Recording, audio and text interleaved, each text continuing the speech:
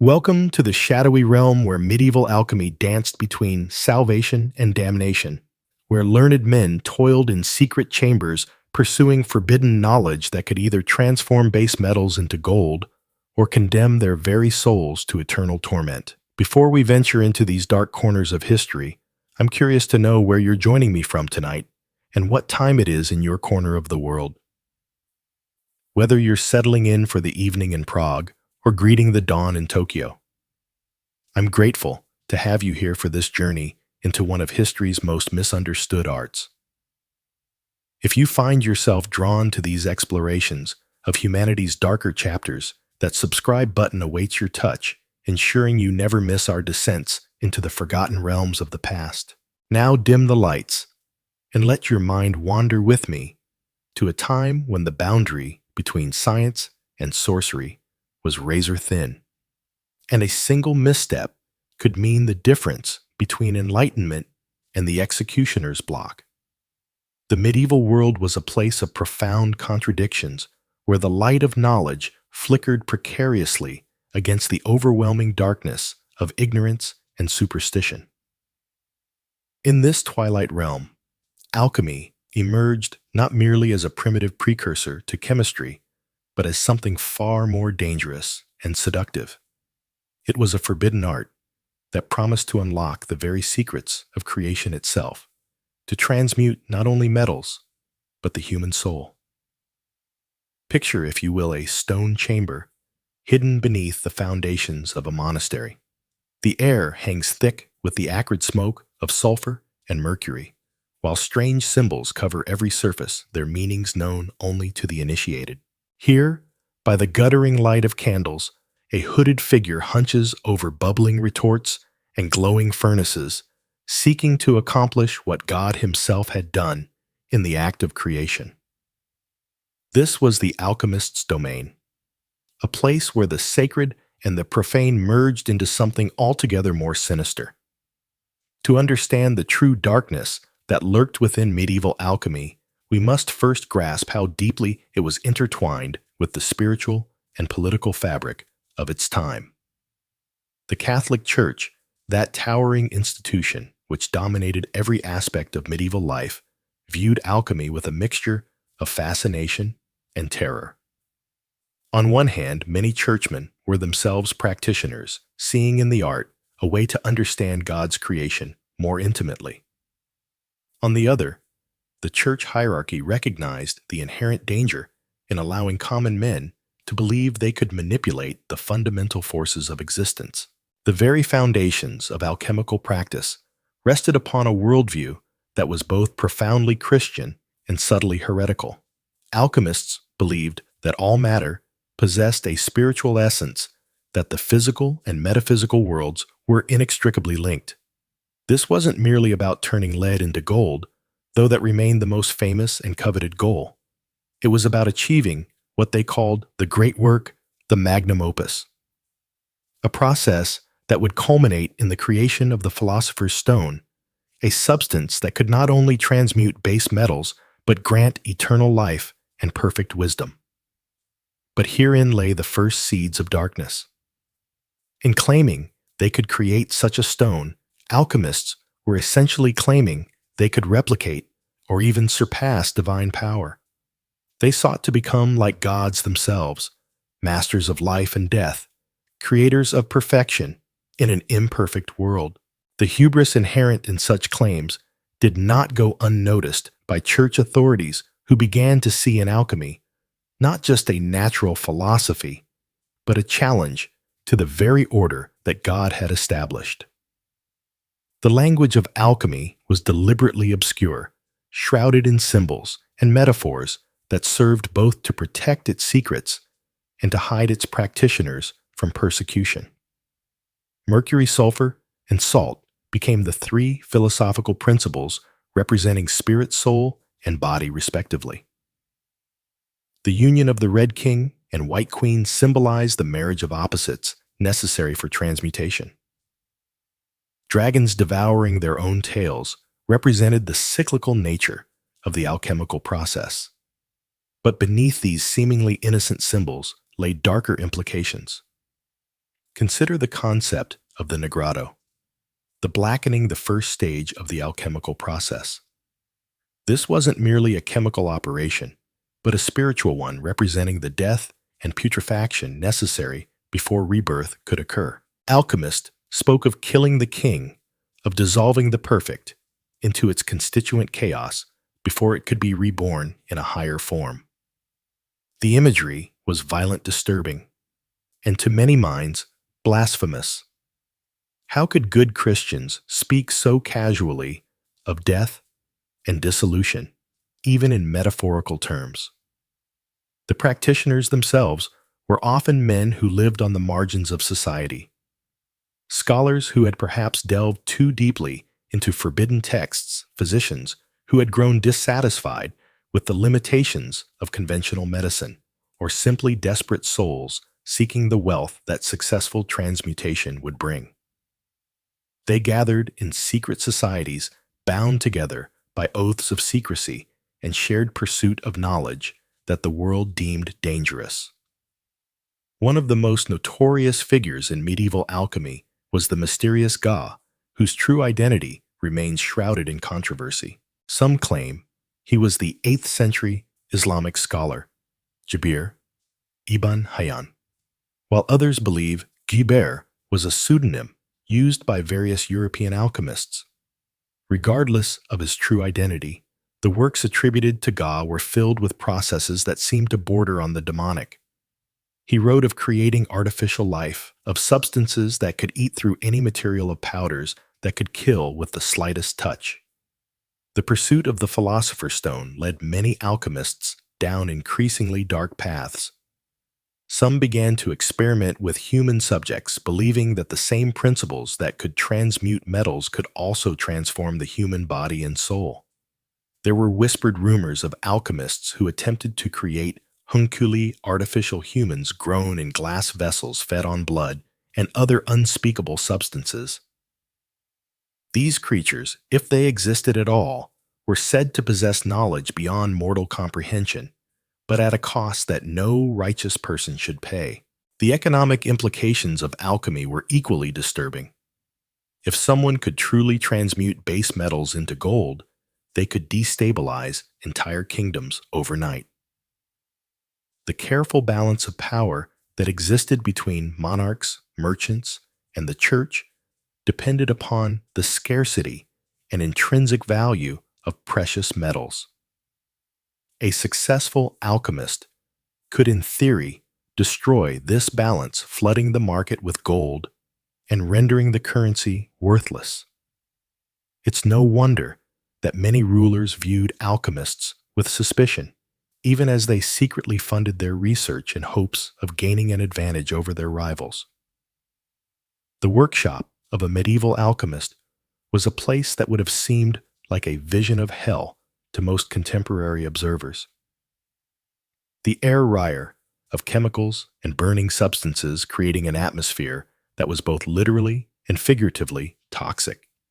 Strange apparatus filled every corner, vessels with serpentine tubes connecting them in configurations that seemed designed more for summoning demons than conducting natural philosophy. The walls were often covered with charts showing the correspondences between planets, metals, and bodily organs, reflecting the alchemical belief that the microcosm of human existence mirrored the macrocosm of the universe. In these chambers, alchemists performed operations that had names borrowed from torture and execution. They spoke of calcination, dissolution, separation, conjunction, putrefaction, coagulation, sation, sublimation, fermentation, exaltation, multiplication, and projection. Each stage required specific conditions, precise timing, and often dangerous substances. Mercury, that quicksilver metal that seemed to exist between liquid and solid states, was particularly prized and particularly dangerous.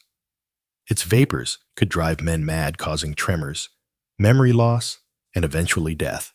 The social status of alchemists was precarious at best. While some, like Albertus Magnus and Roger Bacon, were respected scholars who pursued alchemy alongside their other studies, many practitioners existed in a gray area between respectability and criminality. They were often accused of fraud, particularly when their promised transmutations failed to materialize. Kings and nobles who had funded alchemical research sometimes turned violently against their former protégés when the gold failed to appear, viewing them as charlatans who had stolen royal funds under false pretenses. The connection between alchemy and magic was always present, lurking beneath the surface of even the most scholarly treatises. Alchemists claimed their art was natural philosophy, but their methods often involved rituals that seemed indistinguishable from magical practices. They worked according to astrological timing, believing that the positions of planets and stars influenced the success of their operations. They inscribed their vessels with symbols that bore uncomfortable resemblances to the sigils used in demonic summoning. They burned incenses and recited incantations that could easily have been mistaken for spells.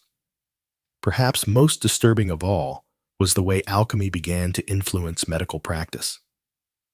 Physician alchemists like Paracelsus claimed that the same principles that govern the transmutation of metals could be applied to healing the human body. They created medicines of unprecedented potency, substances that could cure diseases that had previously been considered hopeless.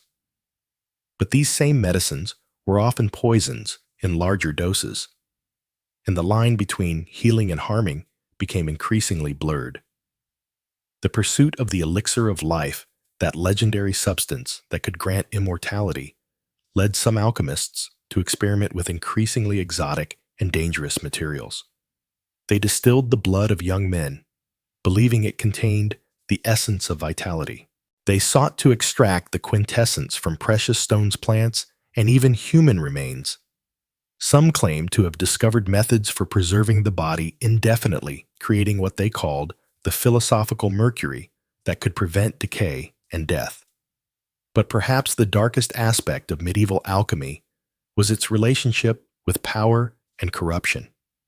Kings and princes who sought alchemical knowledge weren't primarily interested in advancing human understanding. They wanted weapons. They wanted gold. They wanted the ability to control and dominate their enemies.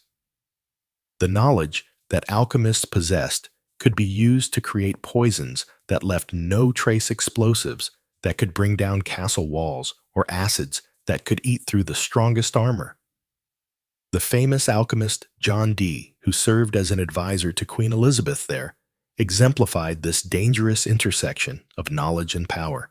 Dee claimed to communicate with angels through his crystal ball, receiving instructions for alchemical operations that would grant England dominion over the entire world. His influence over the Queen was so great that many suspected him of using alchemical means to enchant her, bending her will to his own purposes through supernatural means.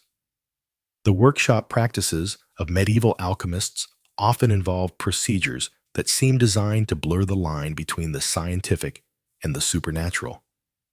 They would begin their work only at certain phases of the moon. Believing that lunar influences affected the success of their operations, they performed elaborate purification rituals not just of their materials, but of themselves. Fasting and praying for days before attempting important transmutations. Some claimed that the presence of a pregnant woman or a menstruating woman could completely ruin an operation, reflecting the deep misogyny that permeated medieval society. The materials used in alchemical operations were often chosen as much for their symbolic significance as for their chemical properties. Cinnabar, with its brilliant red color, represented the blood of the earth. Antimony, which could purify gold while destroying other metals, became a symbol of spiritual purification through trial. Lead, the basest of metals, represented the fallen state of humanity, while gold symbolized divine perfection. These correspondences weren't merely poetic. Alchemists believed they reflected fundamental truths about the nature of reality.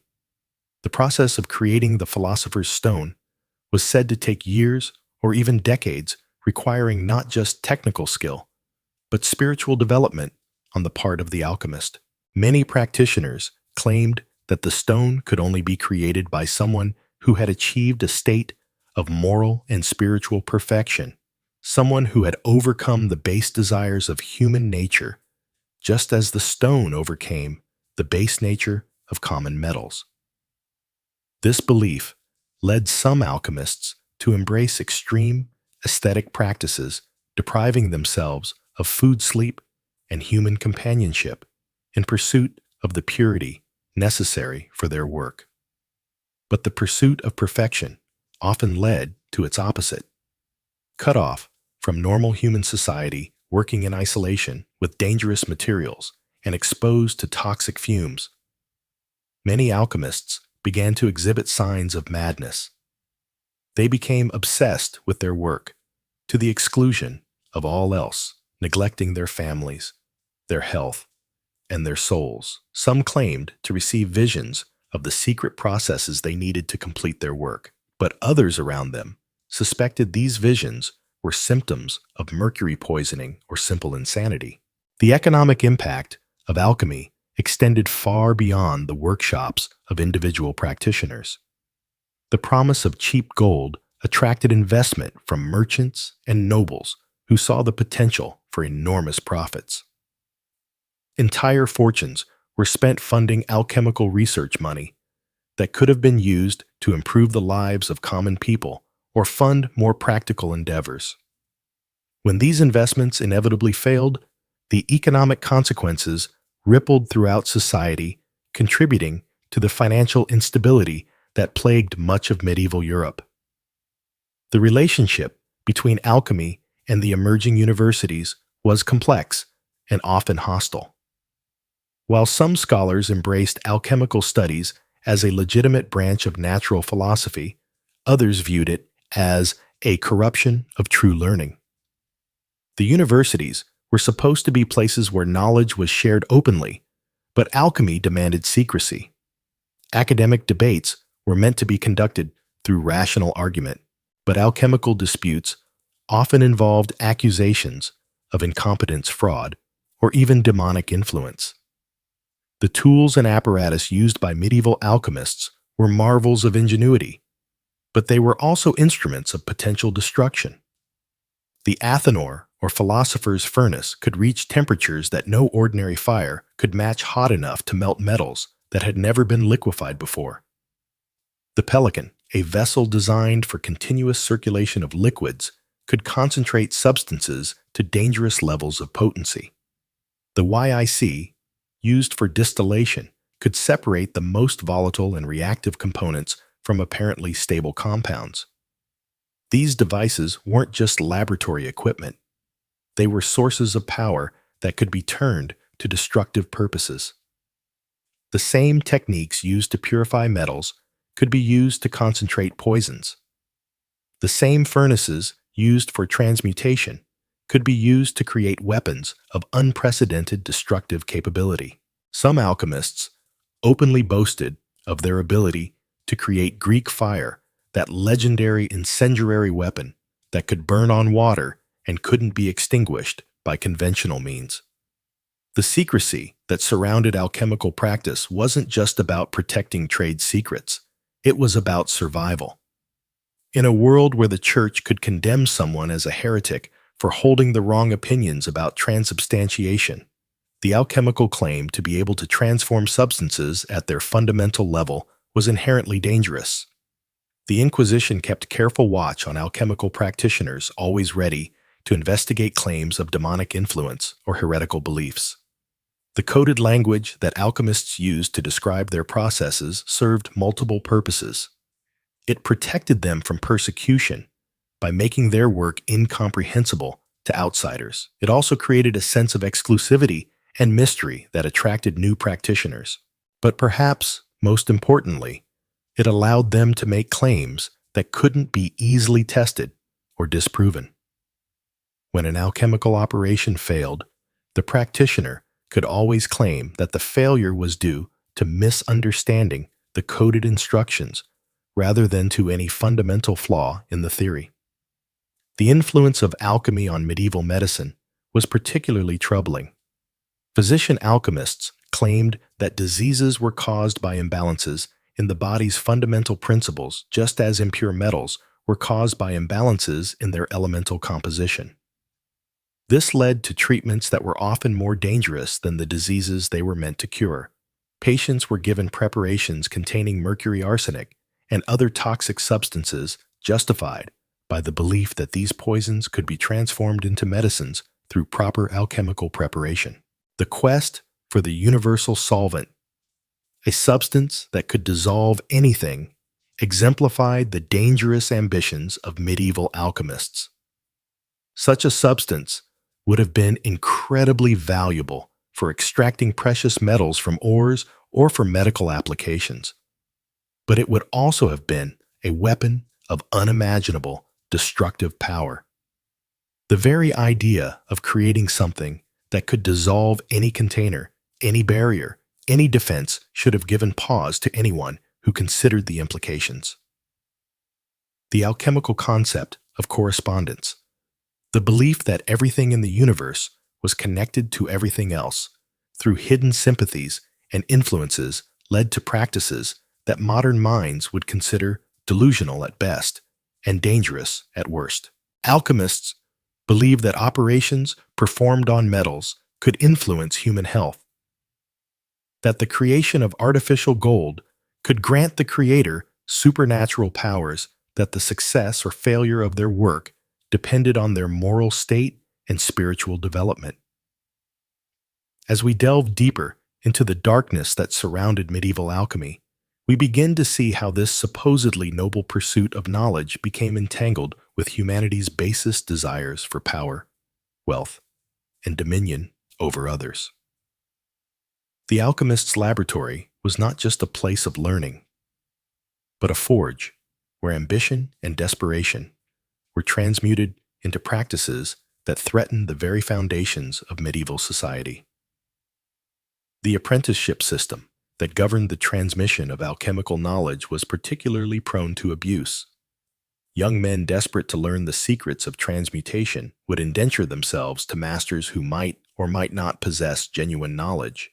These apprentices were sworn to secrecy, cut off from outside contact, and subjected to years of labor that might amount to nothing more than elaborate deception. Some masters used their apprentices as test subjects for dangerous experiments, justifying the risk by claiming that the knowledge gained would benefit all humanity. The gender dynamics within alchemical practice reflected and amplified the misogyny of medieval society. While some women, like the legendary Mary the Prophetess, were credited with important alchemical discoveries, most practitioners were men who viewed feminine influence as corrupting to their work. The alchemical process itself was often described in terms of violent sexual imagery, with metals being forcibly united in what was called the chemical wedding. This language wasn't merely metaphorical. It reflected deep-seated beliefs about the nature of power and transformation that had disturbing implications for how these men viewed and treated actual women. The international network of alchemical practitioners created opportunities for the spread of dangerous knowledge across political and cultural boundaries. Texts that had been banned in one kingdom could easily resurface in another, translated into new languages and adapted to local conditions. Islamic alchemical knowledge filtered into Christian Europe through Spain and Sicily, bringing with it techniques and theories that European authorities found threatening. Similarly, European innovations found their way into the Islamic world and beyond, creating a global community of practitioners who owed allegiance to no earthly authority. The economic implications of successful alchemy extended far beyond the simple creation of gold. If alchemists could truly transmute base metals, they could potentially control the entire monetary system of medieval Europe. The value of currency depended on the scarcity of precious metals, and unlimited gold production would have destroyed the economic foundations of feudal society. Some rulers secretly funded alchemical research while publicly condemning it, hoping to gain an advantage over their rivals while preventing their enemies from achieving the same breakthrough. The connection between alchemy and astrology added another layer of darkness to the art. Alchemists believed that their work had to be timed according to celestial influences, that the positions of planets and stars affected the success of their operations. This wasn't merely a matter of choosing auspicious dates. It implied that human actions were subject to cosmic forces beyond their control. Such beliefs undermined the Christian doctrine of free will and suggested that ultimate power resided not with God, but with those who could master these hidden influences. The preservation of alchemical knowledge through secret societies and coded manuscripts created a parallel tradition of learning that existed alongside and sometimes in opposition to the official teachings of the church and the universities. These hidden networks allowed dangerous ideas to survive periods of persecution and to spread in ways that were difficult for authorities to monitor or control. The very existence of such networks implied that there were truths too dangerous for ordinary people to know. Knowledge that had to be carefully guarded and transmitted only to the worthy. The psychological toll of alchemical practice was severe and often ignored by those who focused only on the potential rewards. Practitioners spent years in isolation, working with toxic materials, following procedures that often failed for reasons they couldn't understand. The constant exposure to mercury vapor alone was enough to cause permanent neurological damage. But alchemists also worked with arsenic lead and other substances that could accumulate in the body over time.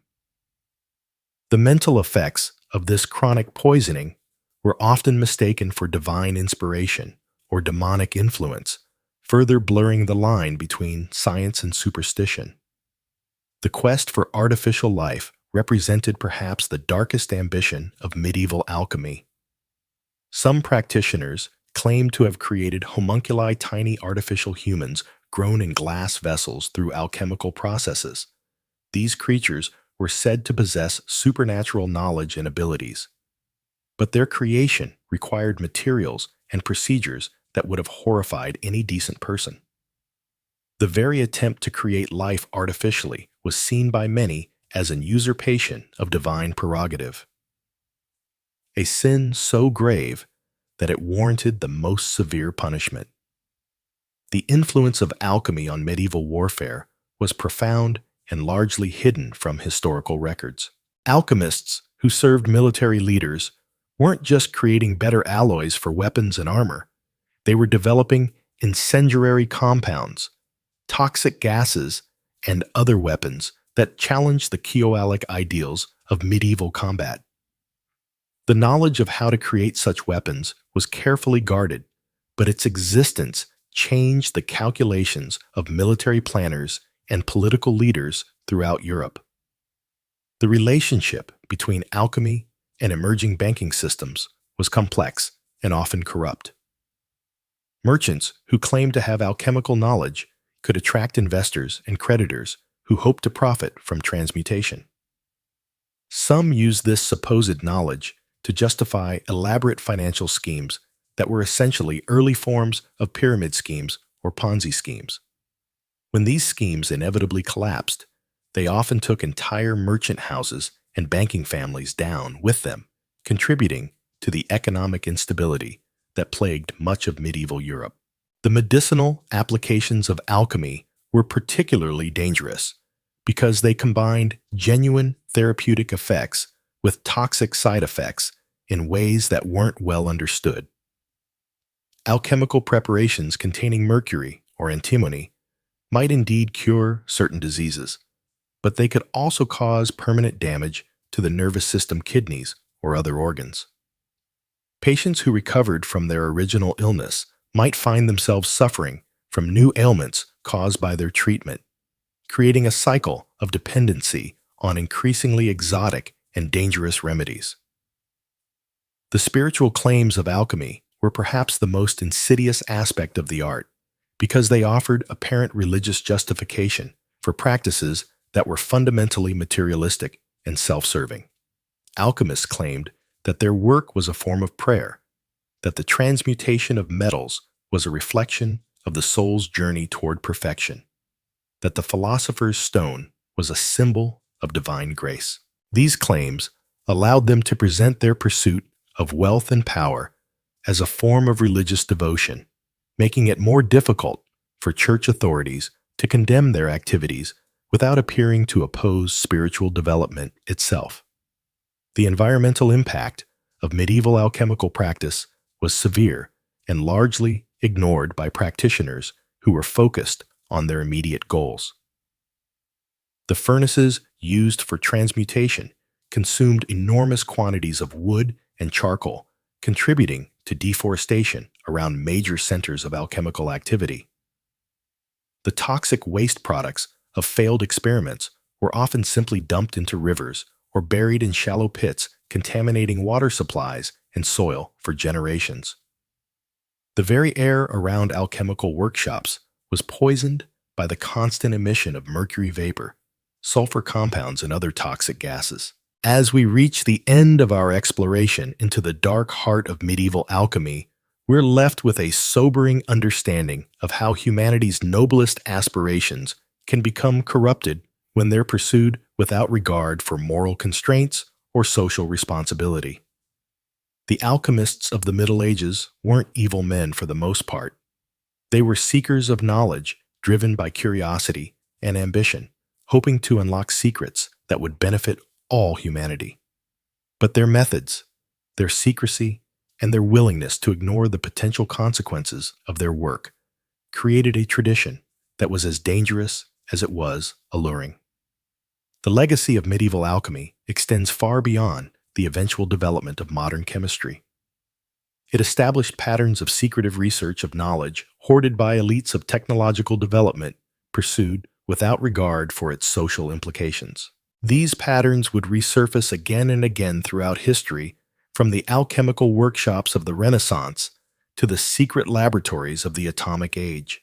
The true darkness of medieval alchemy lay not in any supernatural evil, but in the very human tendency to pursue power and knowledge without wisdom, to seek transformation without understanding, to promise miracles while creating monsters. In their quest to transmute base metals into gold, the alchemists of the Middle Ages revealed something far more disturbing: the ease with which noble intentions can be corrupted, and the terrible price that society pays when brilliant minds pursue their ambitions without restraint. As you drift off to sleep tonight, perhaps you'll dream of those long-ago workshops filled with flickering flames and bubbling retorts where men in robes bent over their mysterious work.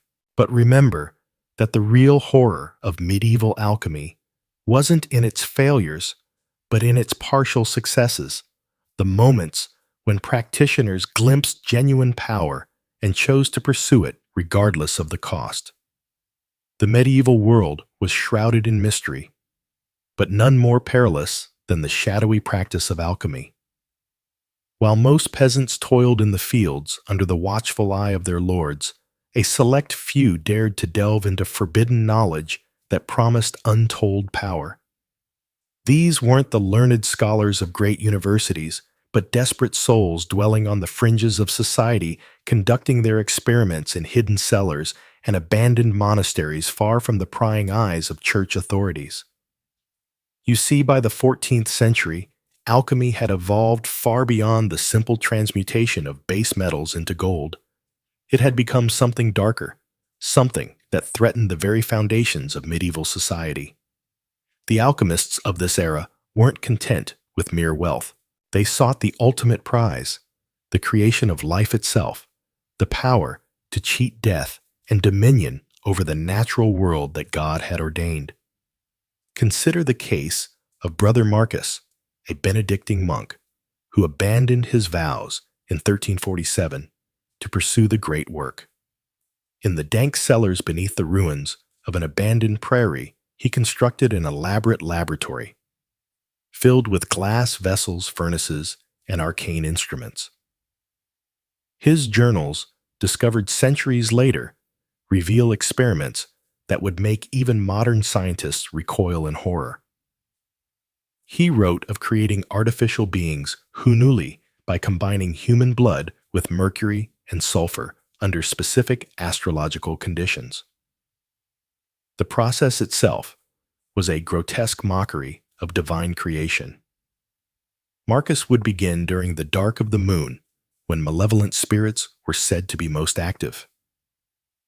He'd heat mercury in a sealed vessel for 40 days and nights, adding drops of blood drawn from condemned criminals at the moment of their execution. The resulting amalgam, he claimed, would writhe and pulse with an unholy life of its own.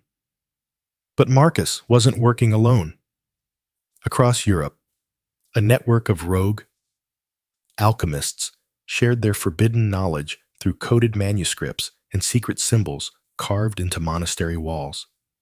They communicated in a language of dragons and lions, of red kings and white queens, concealing their true purposes from those who would see them burned as heretics. The Church's response was swift and merciless.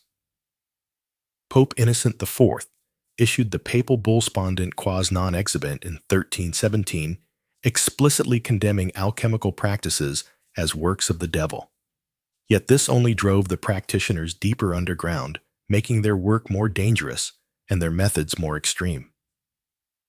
Take the notorious case of Nicholas Fll, the Parisian scrivener who claimed to have discovered the philosopher's stone. While history remembers him as a successful alchemist who achieved transmutation, the darker truth lies in his methods.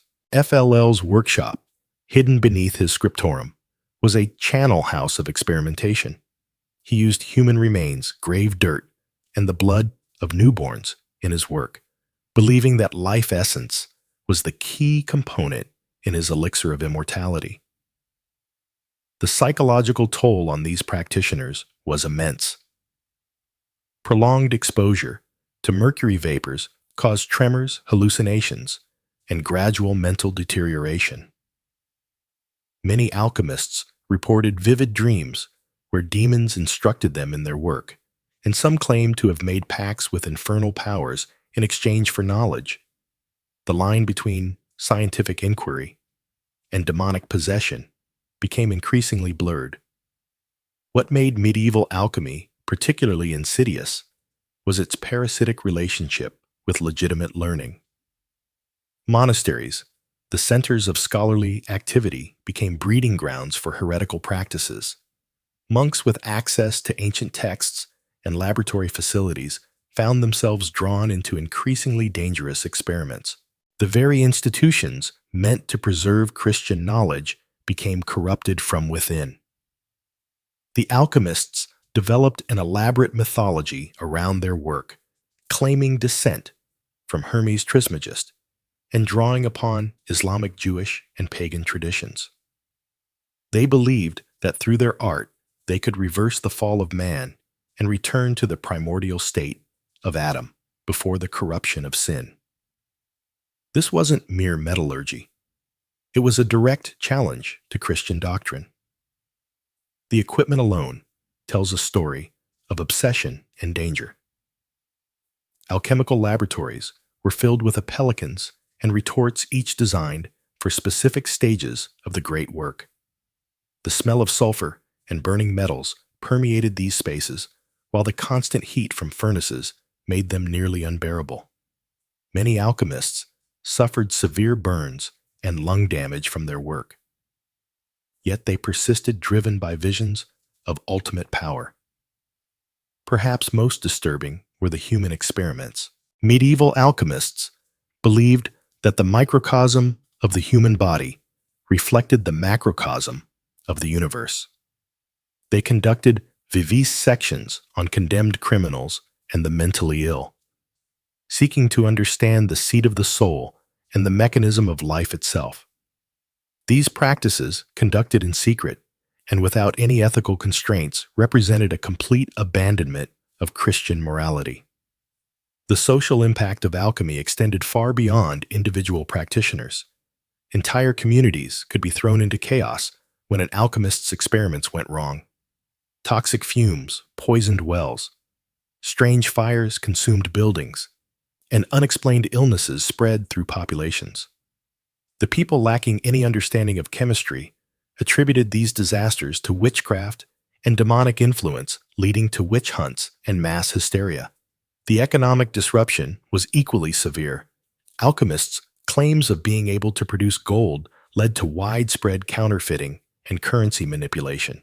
Kings and nobles desperate for wealth to fund their wars secretly patronized alchemical research, undermining the stability of medieval monetary systems. The promise of unlimited gold proved as corrosive to society as any acid in the alchemist's laboratory. Women, too, were drawn into this dark world, though their participation took different forms. Female alchemists often specialized in poisons and love potions, using their knowledge of herbs and distillation to create substances that could kill or control. These women operated in the shadows of medieval society, serving nobles who needed their enemies eliminated quietly or their spouses made compliant. The religious implications were profound and terrifying. Alchemy represented a fundamental rejection of divine providence, replacing faith in God's will with belief in human manipulation of natural forces. Alchemists saw themselves as co-creators with God, or in some cases, as rivals to divine power. This hubris inevitably led to spiritual corruption, and according to church doctrine, eternal damnation. The preservation of alchemical knowledge required elaborate security measures. Manuscripts were written in multiple codes, hidden in false walls, or buried in remote locations. The most dangerous formulas were committed to memory and passed down through chains of master and apprentice, creating secret lineages that persisted for generations. Some knowledge was deliberately fragmented, with different practitioners holding pieces of larger formulas to prevent any single individual from wielding too much power. As the medieval period drew to a close, alchemy's influence had thoroughly permeated European society. What began as a quest for material transformation had become a comprehensive system of thought that challenged every aspect of medieval life. The seeds of the scientific revolution were planted in alchemical laboratories, but so too were the roots of occultism and magical thinking that would persist for centuries. The legacy of medieval alchemy serves as a stark reminder of the dangers inherent in the pursuit of knowledge without moral constraints. These practitioners, driven by ambition and desperation, created a shadow science that operated outside the bounds of religious and social authority. Their work advanced human understanding of chemistry and metallurgy, but at a terrible cost in human lives and social stability. The true darkness of medieval alchemy lay not in its failure to transmute lead into gold, but in its success at transmuting human souls into something unrecognizable. The pursuit of transmutation was merely the beginning of alchemy's dark descent into forbidden territories. As practitioners delved deeper into the mysteries of matter and spirit, they began to explore realms that the church and society deemed not just heretical, but genuinely dangerous. The alchemical laboratory, hidden away in castle dungeons or remote forest clearings, became a theater of operations where the boundaries between science and sorcery dissolved completely. The true darkness of medieval alchemy lay not in its failure to create gold, but in its success at creating something far more sinister. A network of secret knowledge that challenged the very foundations of medieval society. Alchemists began to see themselves as a chosen few privy to divine secrets that elevated them above common mortals. This hubris would lead them down paths that even today seem shocking in their audacity and moral blindness. Consider the figure of Roger Bacon, the 13th century Franciscan friar, whose alchemical pursuits earned him the suspicion of his own order. Bacon's writings, carefully coded to avoid persecution, hint at experiments that went far beyond the simple transformation of base metals. He wrote of creating artificial life, of prolonging human existence indefinitely, and of commanding the very forces of nature through alchemical manipulation. His contemporary, Albertus Magnus, was rumored to have created an artificial man, a homunculus that could speak and reason like a human being. These weren't mere fantasies or metaphorical exercises. Medieval alchemists genuinely believed they could create life from lifeless matter, and they pursued this goal with a dedication that bordered on obsession.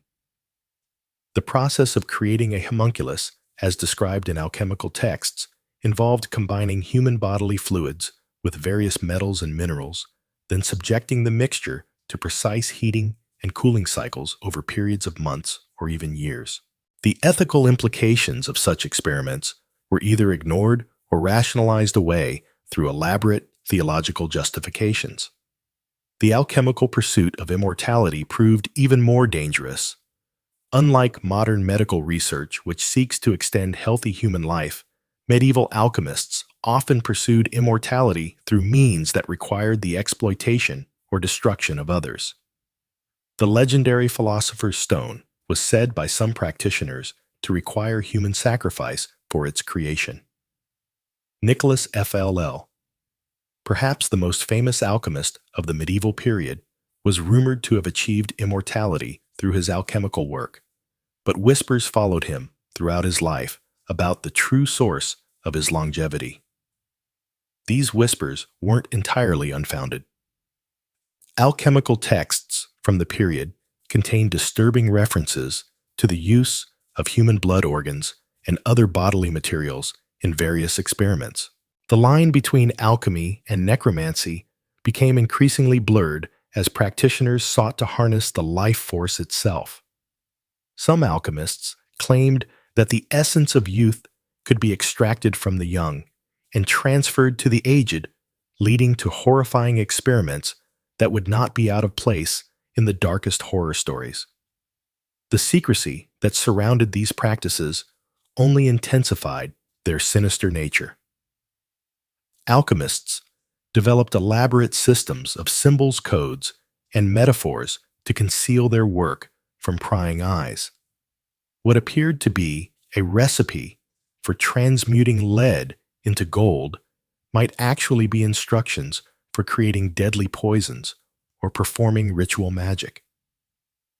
The famous alchemical symbol of the Ouroboros, the serpent eating its own tail, took on new meaning when understood as a representation of the endless cycle of destruction and creation that alchemists sought to master. This culture of secrecy bred its own darkness. Alchemical societies became closed circles where moral boundaries were gradually eroded through peer pressure and shared complicity. Young apprentices were slowly introduced to increasingly questionable practices, their consciences numbed through a combination of intellectual rationalization and gradual exposure to horror. The pursuit of knowledge became an end in itself, divorced from any consideration of human cost or moral consequence. The economic motivations behind alchemy also contributed to its corruption. Wealthy patrons desperate for gold or eternal life provided funding for experiments with few questions asked about methodology. Alchemists found themselves in the position of having to produce results regardless of the means required. This pressure led to increasingly desperate and dangerous experiments as practitioners risked everything in pursuit of the ultimate prize. The social isolation of alchemists further contributed to their moral decay. Rejected by mainstream society and condemned by the church, they formed their own communities with their own ethical standards. What would have been unthinkable to a normal medieval citizen became routine within alchemical circles. The taking of human life for experimental purposes, the theft of corpses from graveyards, the kidnapping of children for horrific rituals. All of these became acceptable within the twisted logic of alchemical pursuit. Perhaps most disturbing of all was the way that genuine scientific discovery became intertwined with these dark practices. Alchemists did make real advances in chemistry, metallurgy, and medicine. They developed new techniques for distillation, discovered new chemical compounds, and advanced understanding of natural processes. But these legitimate achievements were inseparable from the darker aspects of their work, creating a body of knowledge that was simultaneously valuable and cursed. The apparatus used in these experiments tells its own story of descent into darkness. Alchemical laboratories were filled with strange devices not just for chemical processes, but for the manipulation of life itself. Distillation equipment was modified to process human blood and other bodily fluids. Furnaces were designed to accommodate materials that no legitimate craftsman would ever handle. Glass vessels bore symbols and inscriptions that had nothing to do with chemistry and everything to do with summoning and binding supernatural forces. The psychological toll on the alchemists themselves was severe. Many showed signs of what we would now recognize as severe mental illness, brought on by exposure to toxic substances, social isolation, and the cognitive dissonance of pursuing knowledge through increasingly immoral means. Their writings from later periods often show paranoia, grandiosity, and a complete disconnection from normal human empathy. They began to see other people not as fellow human beings, but as sources of raw materials for their experiments. The corruption spread beyond individual alchemists to contaminate entire networks of practitioners. Secret societies developed that were devoted not to the advancement of knowledge, but to the accumulation of power through alchemical means. These groups infiltrated royal courts, merchant guilds, and even religious institutions, using their hidden knowledge to manipulate events from behind the scenes. The very secrecy that protected them from persecution also allowed them to operate without oversight or accountability. As these networks grew in power and influence, they began to pose a genuine threat to social stability. Kings and nobles, who had once patronized alchemists, began to fear them, realizing too late that they had unleashed forces beyond their control. The knowledge that alchemists possessed could be used not just to create gold, but to create poisons undetectable by any known means to influence minds through chemical manipulation, and to bring about death or madness in enemies from a distance. The environmental impact of alchemical practices was also severe, though little understood at the time. The pursuit of transmutation required the use of mercury, lead, arsenic, and other toxic substances in quantities that contaminated entire regions around alchemical laboratories. Wells were poisoned, soil was rendered barren, and wildlife died in large numbers. The alchemists themselves often suffered from heavy metal poisoning, which may have contributed to their increasingly erratic behavior and moral blindness. The ultimate tragedy of medieval alchemy was not its failure to achieve its stated goals, but its success in demonstrating the depths to which human beings could sink in pursuit of knowledge and power. The practitioners who began as seekers after truth ended as merchants of death. Their laboratories transformed from places of learning into chambers of horror. The secret writes how medieval alchemists served forbidden masters. But even as they pursued these grandiose dreams of transmutation and enlightenment, many alchemists found themselves drawn into darker territories. Territories that demanded not just their knowledge, but their very souls. For you see, the pursuit of forbidden knowledge rarely comes without a price. And in medieval times, that price was often paid in blood corruption and servitude to forces that should never have been awakened.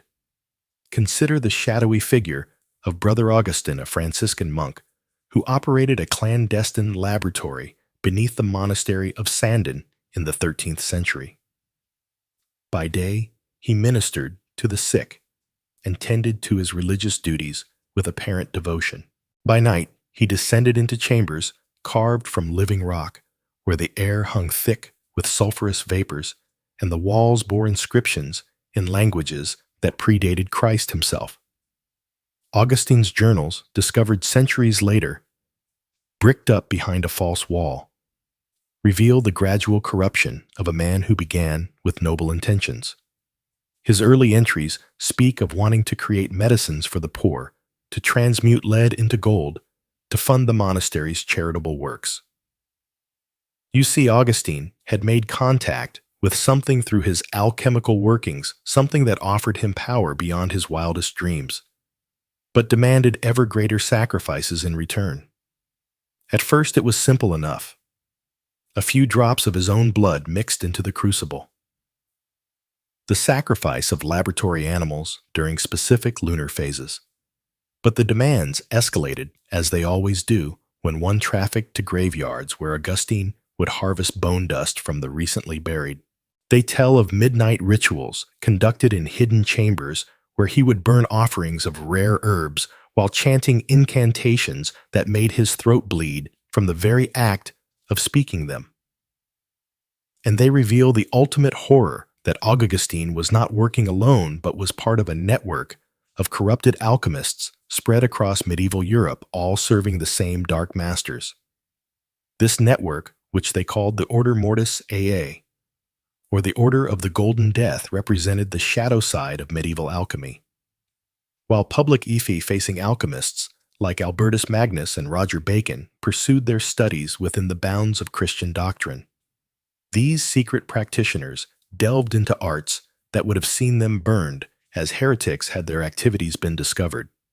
Their laboratories were temples to corruption, where crucifixes hung upside down, and the tools of their trade were consecrated with blood rather than holy water.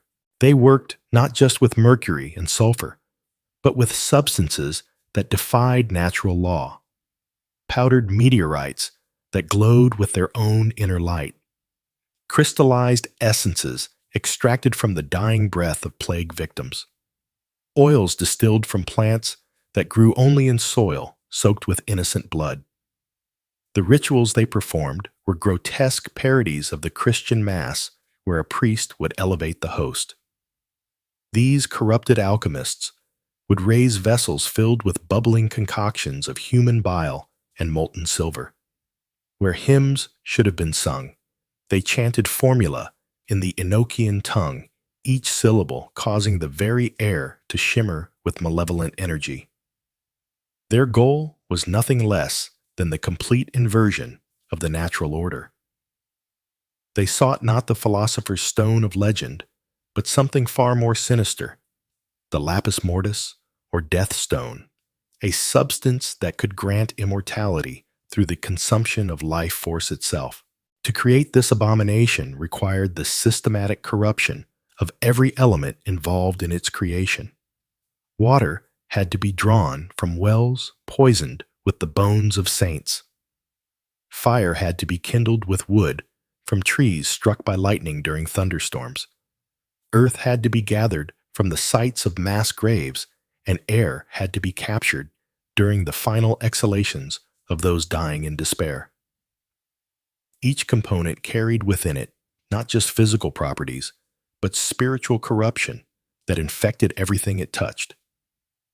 The process of creating the Death Stone was said to take 7 years, during which the alchemist would gradually surrender pieces of their humanity to their dark patrons. They would begin to age backwards, but at a terrible cost. Their memories would fade, replaced with alien knowledge that drove many to madness. Their bodies would become vessels for entities from beyond the veil, sharing space with consciousnesses that viewed human suffering as a form of entertainment. Brother Augustine's final entries describe the completion of his great work. He writes of the moment when the Death Stone finally coalesced in his crucible a sphere of absolute blackness that seemed to devour light itself. But his triumph was short-lived. The journal ends abruptly with a single line repeated dozens of times. They have come to collect. They have come to collect. When his body was found 3 days later, it had been aged to dust while still maintaining its human form. A gentle touch was enough to reduce him to a pile of gray powder, leaving only his robes and the terrible knowledge contained within his hidden laboratory. The Order of the Golden Death did not die with Augustinar. If anything, his fate served as a cautionary tale that only made the surviving members more careful in their activities. They developed elaborate codes for communicating with one another hidden within seemingly innocent alchemical treatises. They created safe houses in major cities where members could find sanctuary when their activities attracted unwanted attention, and they recruited new members from among the desperate and the ambitious, those who would willingly trade their souls for a taste of forbidden power. These recruiting efforts often targeted young alchemists who had shown promise but lacked the resources to pursue their studies through legitimate means. The Order would approach them through intermediaries, offering access to rare texts and materials that could not be obtained through normal channels. The initial requests seemed harmless enough. Copy this formula. Test this procedure. Report your results through the designated channels.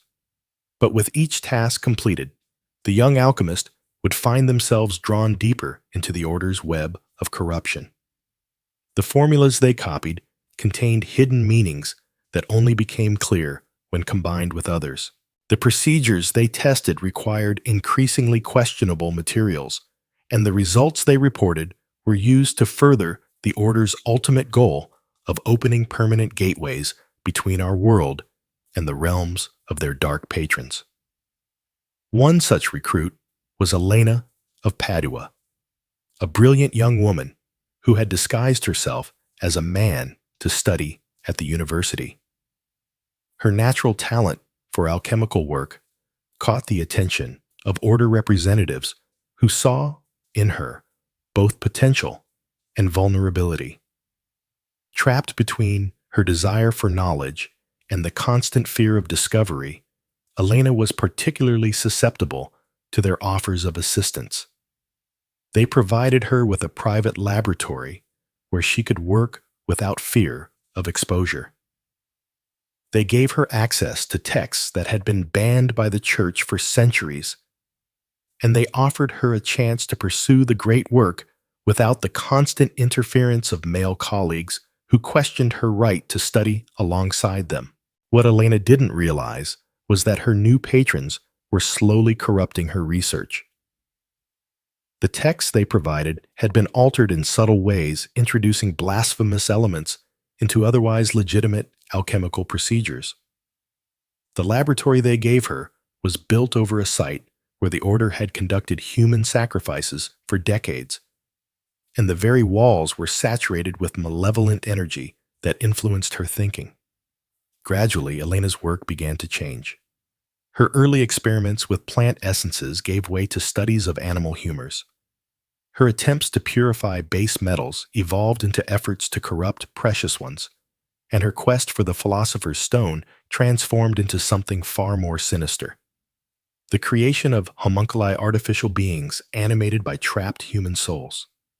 The process Elena developed was a masterpiece of corrupted alchemy. She would begin by creating a mixture of human blood semen and bone marrow combined with specific minerals that could only be found in certain cursed locations. This mixture would be sealed in a glass vessel and buried in consecrated ground for 40 days and 40 nights, during which time Elena would perform daily rituals to imbue it with the necessary spiritual energy. When the vessel was finally unearthed, the contents would have transformed into a fleshy mass roughly the size and shape of a human infant. But this was not life as God intended it. The homunculus was animated by a human soul that had been torn from its natural path to the afterlife and bound to serve its creator. These souls trapped in artificial flesh were driven mad by their unnatural existence and became sources of immense suffering for all who encountered them. Elena created dozens of these abominations before she finally understood the true nature of her work. The realization came when she recognized the face of her first homunculus. It bore the features of her younger brother, who had died of plague the previous year. The order had somehow captured his soul during its journey to the afterlife and provided it to Elelenina as raw material for her experiments. The horror of what she had done drove Elelenina to attempt to destroy her creations and expose the order's activities to the church authorities. But the order had anticipated this possibility. On the night she planned to flee Padua with evidence of their crimes, Elena was found in her laboratory, her body contorted in impossible ways, and her face frozen in an expression of absolute terror. The official cause of death was recorded as heart failure brought on by excessive study, but those who found her noted that every glass vessel in the laboratory had been shattered from the inside, as if something had tried desperately to escape. The homunculi were never found, though rumors persisted for years of strange children seen wandering the countryside around Padua, children who cast no shadows and whose touch brought madness to all who encountered them. Stories like Elelenina's were whispered in the secret corners of medieval society, serving as warnings to those who might be tempted to pursue knowledge at any cost. But for every alchemist who heeded these warnings, there were others who saw them as challenges to be overcome. The lure of forbidden power proved too strong for many to resist, and the order of the Golden Death continued to grow throughout the medieval period. Their influence extended far beyond individual alchemists. They infiltrated royal courts, offering their services to kings and nobles who desired power over their enemies. They established secret schools where the children of the wealthy could be taught the dark arts alongside more conventional subjects. And they created vast networks of spies and informants who helped them identify potential threats to their activities. The order's ultimate goal was nothing less than the complete transformation of human society.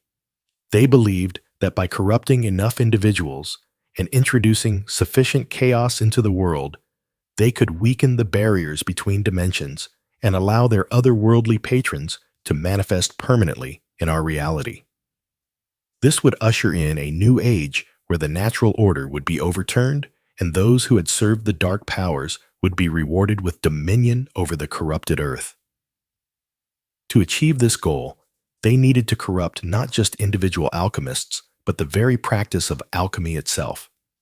They began introducing false information into legitimate texts, creating confusion and doubt among honest practitioners. They sponsored public demonstrations of alchemical procedures that ended in spectacular failures, discrediting the entire field in the eyes of secular authorities. And they spread rumors linking alchemy to heresy and witchcraft, ensuring that practitioners would be driven underground where the order could more easily control them. The order's most ambitious project was the creation of what they called the Magnum Maleficium, or Great Evil Work. This was to be a massive alchemical operation conducted simultaneously across multiple locations throughout Europe, designed to create a permanent rift in reality that would allow their patrons to cross over en masse. The ritual required precise coordination between dozens of corrupted alchemists, each performing their part of the greater working at exactly the right moment. The scale of preparation involved was staggering. Rare materials had to be gathered from across the known world. Sites of ancient power had to be identified and prepared through months of preliminary rituals.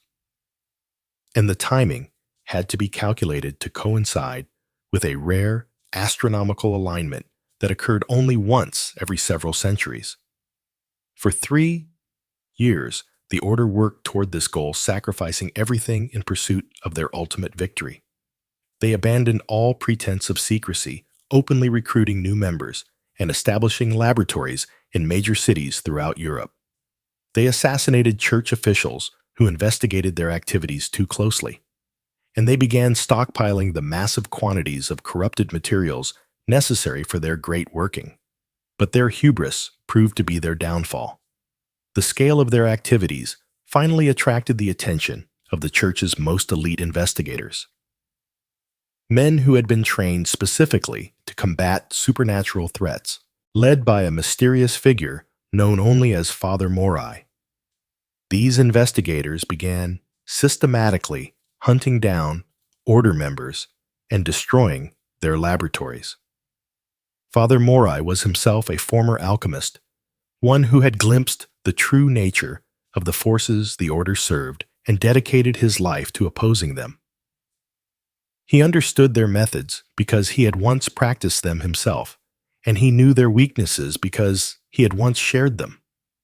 His investigators were equipped with blessed weapons and protective talismans, and they moved with the efficiency of those who understood exactly what they faced. The final confrontation came on the night the Order attempted to perform the Magnum Malapisium. As alchemists across Europe began their synchronized ritual, Father Morai's forces struck simultaneously at multiple locations. The battles that followed were unlike anything seen before or since, combining physical combat with supernatural warfare that left entire city blocks in ruins. In London, the Order's laboratory was hidden beneath the tower itself, and the fighting that erupted there was said to have caused the Tempe maze to run red for 3 days. In Paris, the conflict centered around Notre Dame Cathedral, where Order members had attempted to corrupt the very foundations of the holy site. And in Rome, the battle raged through the catacombs themselves, where the ancient dead rose to defend their resting places against desecration. The Order's defeat was total and devastating.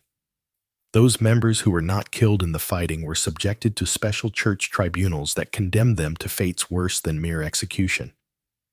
Their laboratories were not just destroyed, but consecrated, ensuring that the corruption they contained could never again take root. And their texts and materials were gathered and sealed away in the deepest vaults of the Vatican, where they remain to this day. But the victory came at a terrible cost.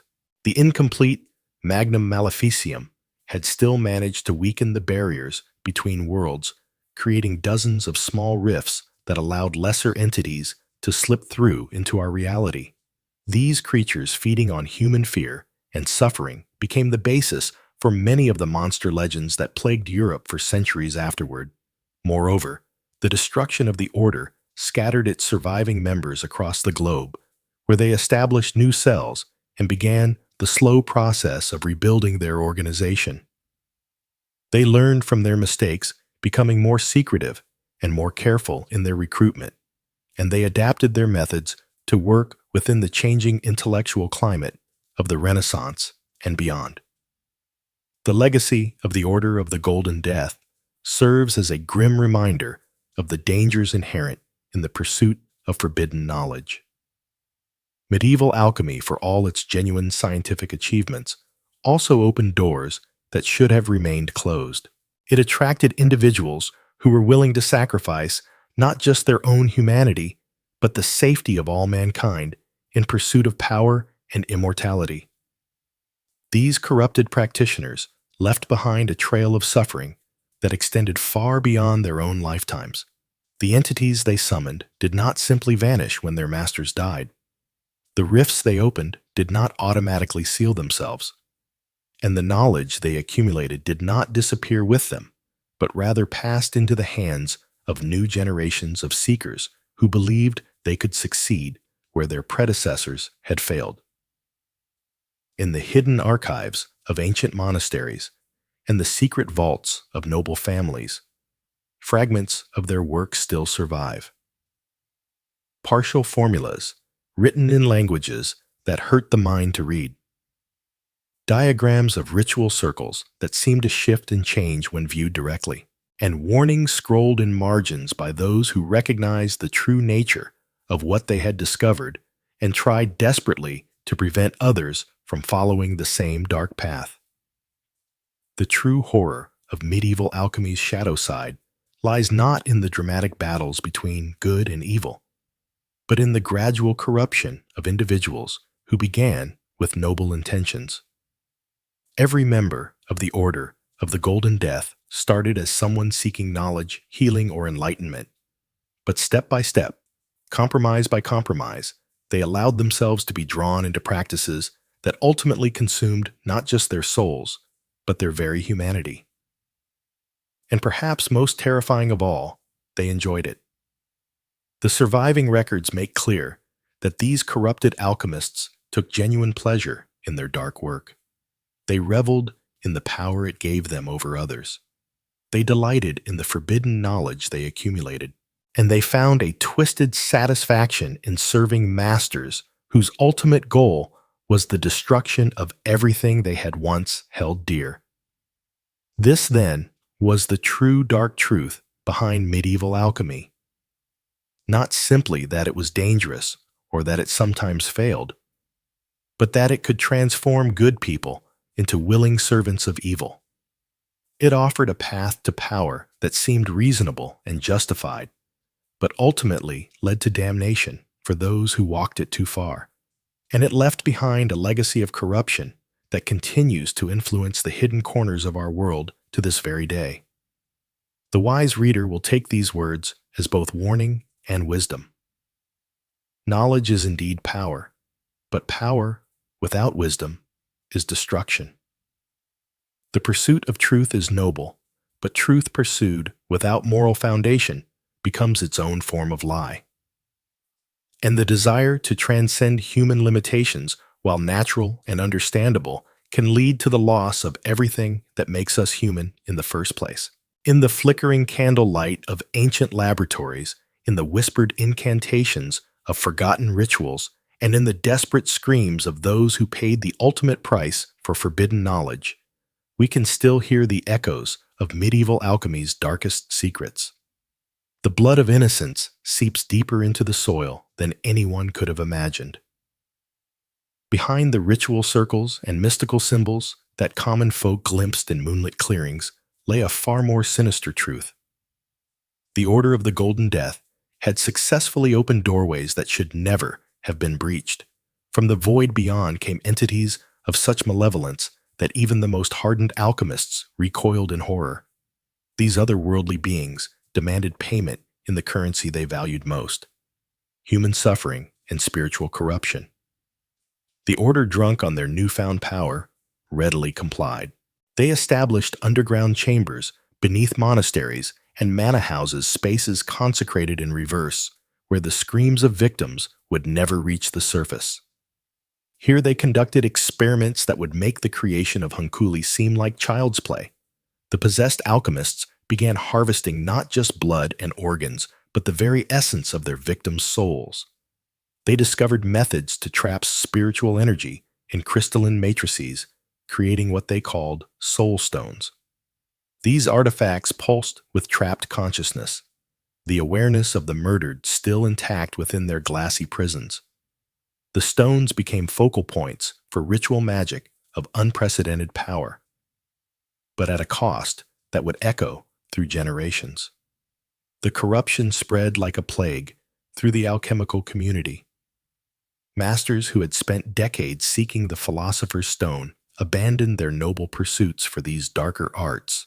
They learned to distill fear itself, to crystallize despair, to ferment hatred into potent elixirs that could drive entire populations to madness. The very air around their laboratories became thick with malevolent energy, causing birds to fall dead from the sky and crops to wither in nearby fields. As word of these abominations reached the church hierarchy, a secret war began to unfold.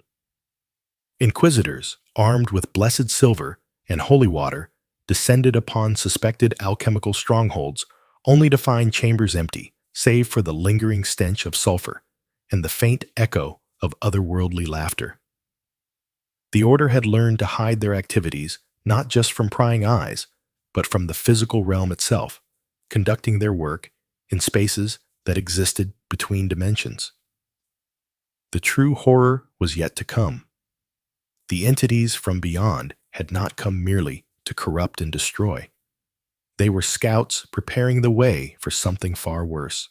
Through their human servants, they began constructing a massive ritual apparatus that spanned the entire breadth of medieval Europe. Stone circles corrupted churches and defiled holy sites formed nodes in a vast network of dark energy. Each successful ritual, each innocent life, claimed each soul trapped in crystalline bondage, added power to this growing web of malevolence. The Order's ultimate goal was nothing less than the complete inversion of reality itself.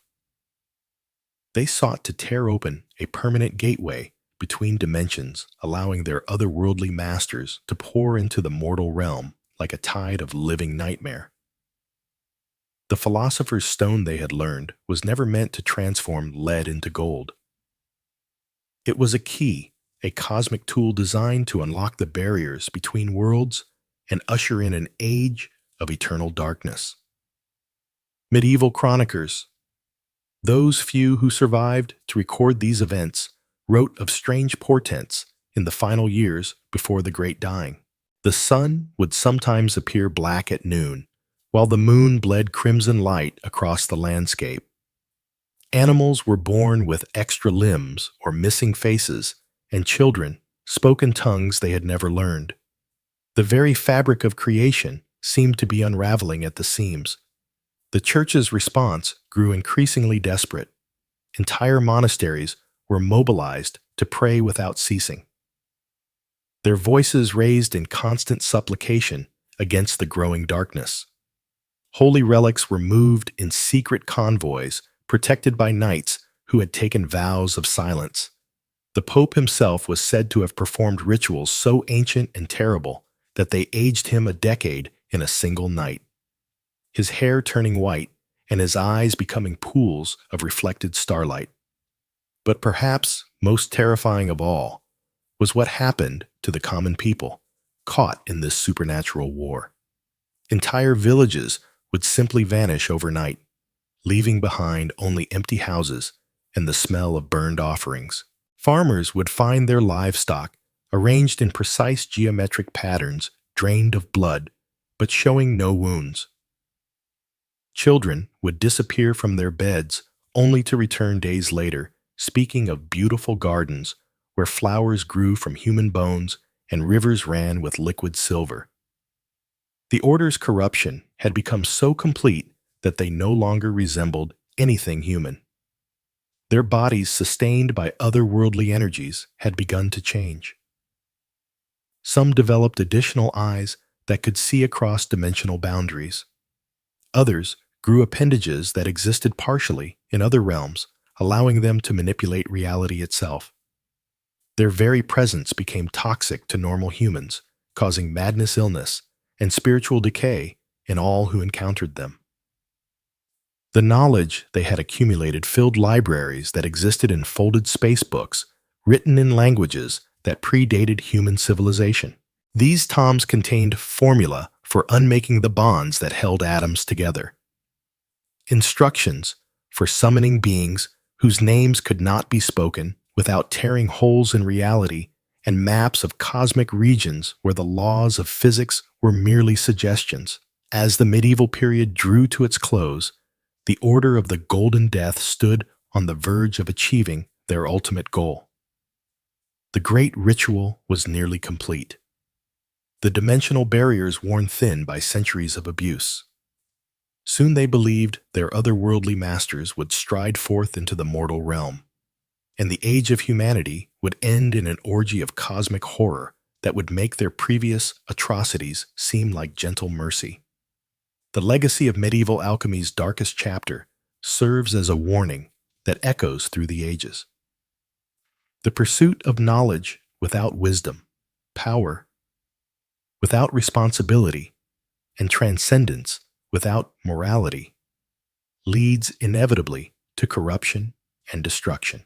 The Order's fate reminds us that some doors once opened can never be closed, and some prices once paid can never be refunded. In their relentless quest to become more than human, they had become something far worse than any demon fevered imaginations could have conceived. The shadows cast by their actions stretch far beyond the medieval period, influencing secret societies and occult organizations that persist to this day. The pursuit of forbidden knowledge has always carried a heavy price, but in medieval alchemy, that price was often steeper than anyone could have imagined. While we've explored how alchemists pushed past the boundaries of natural law, opening portals to otherworldly realms and summoning entities beyond human comprehension, the true darkness was yet to reveal itself.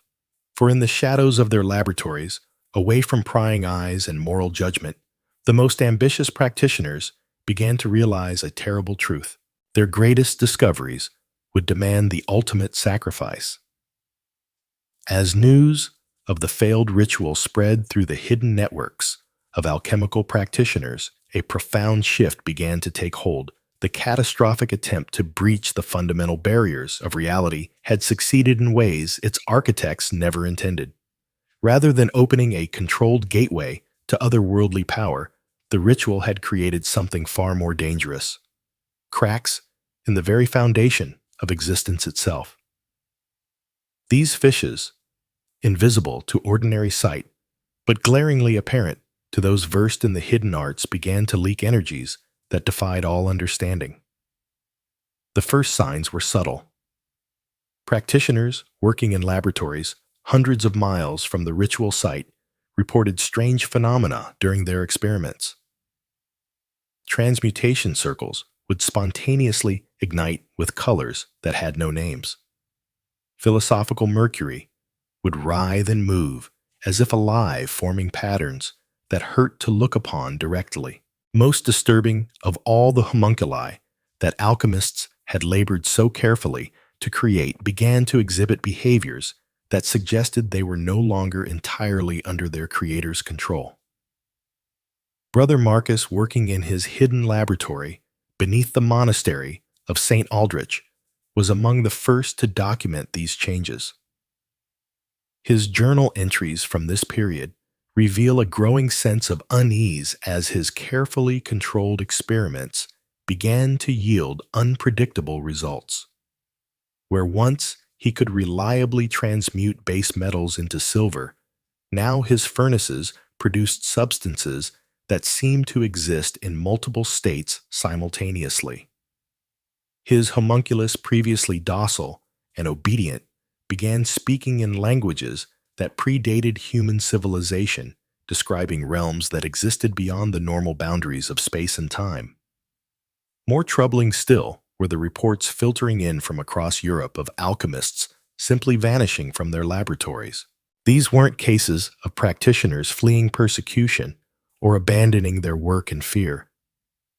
These were complete disappearances, leaving behind laboratories filled with still bubbling retorts and half-completed transmutation circles, as if the alchemists had simply stepped out of existence mid-experiment.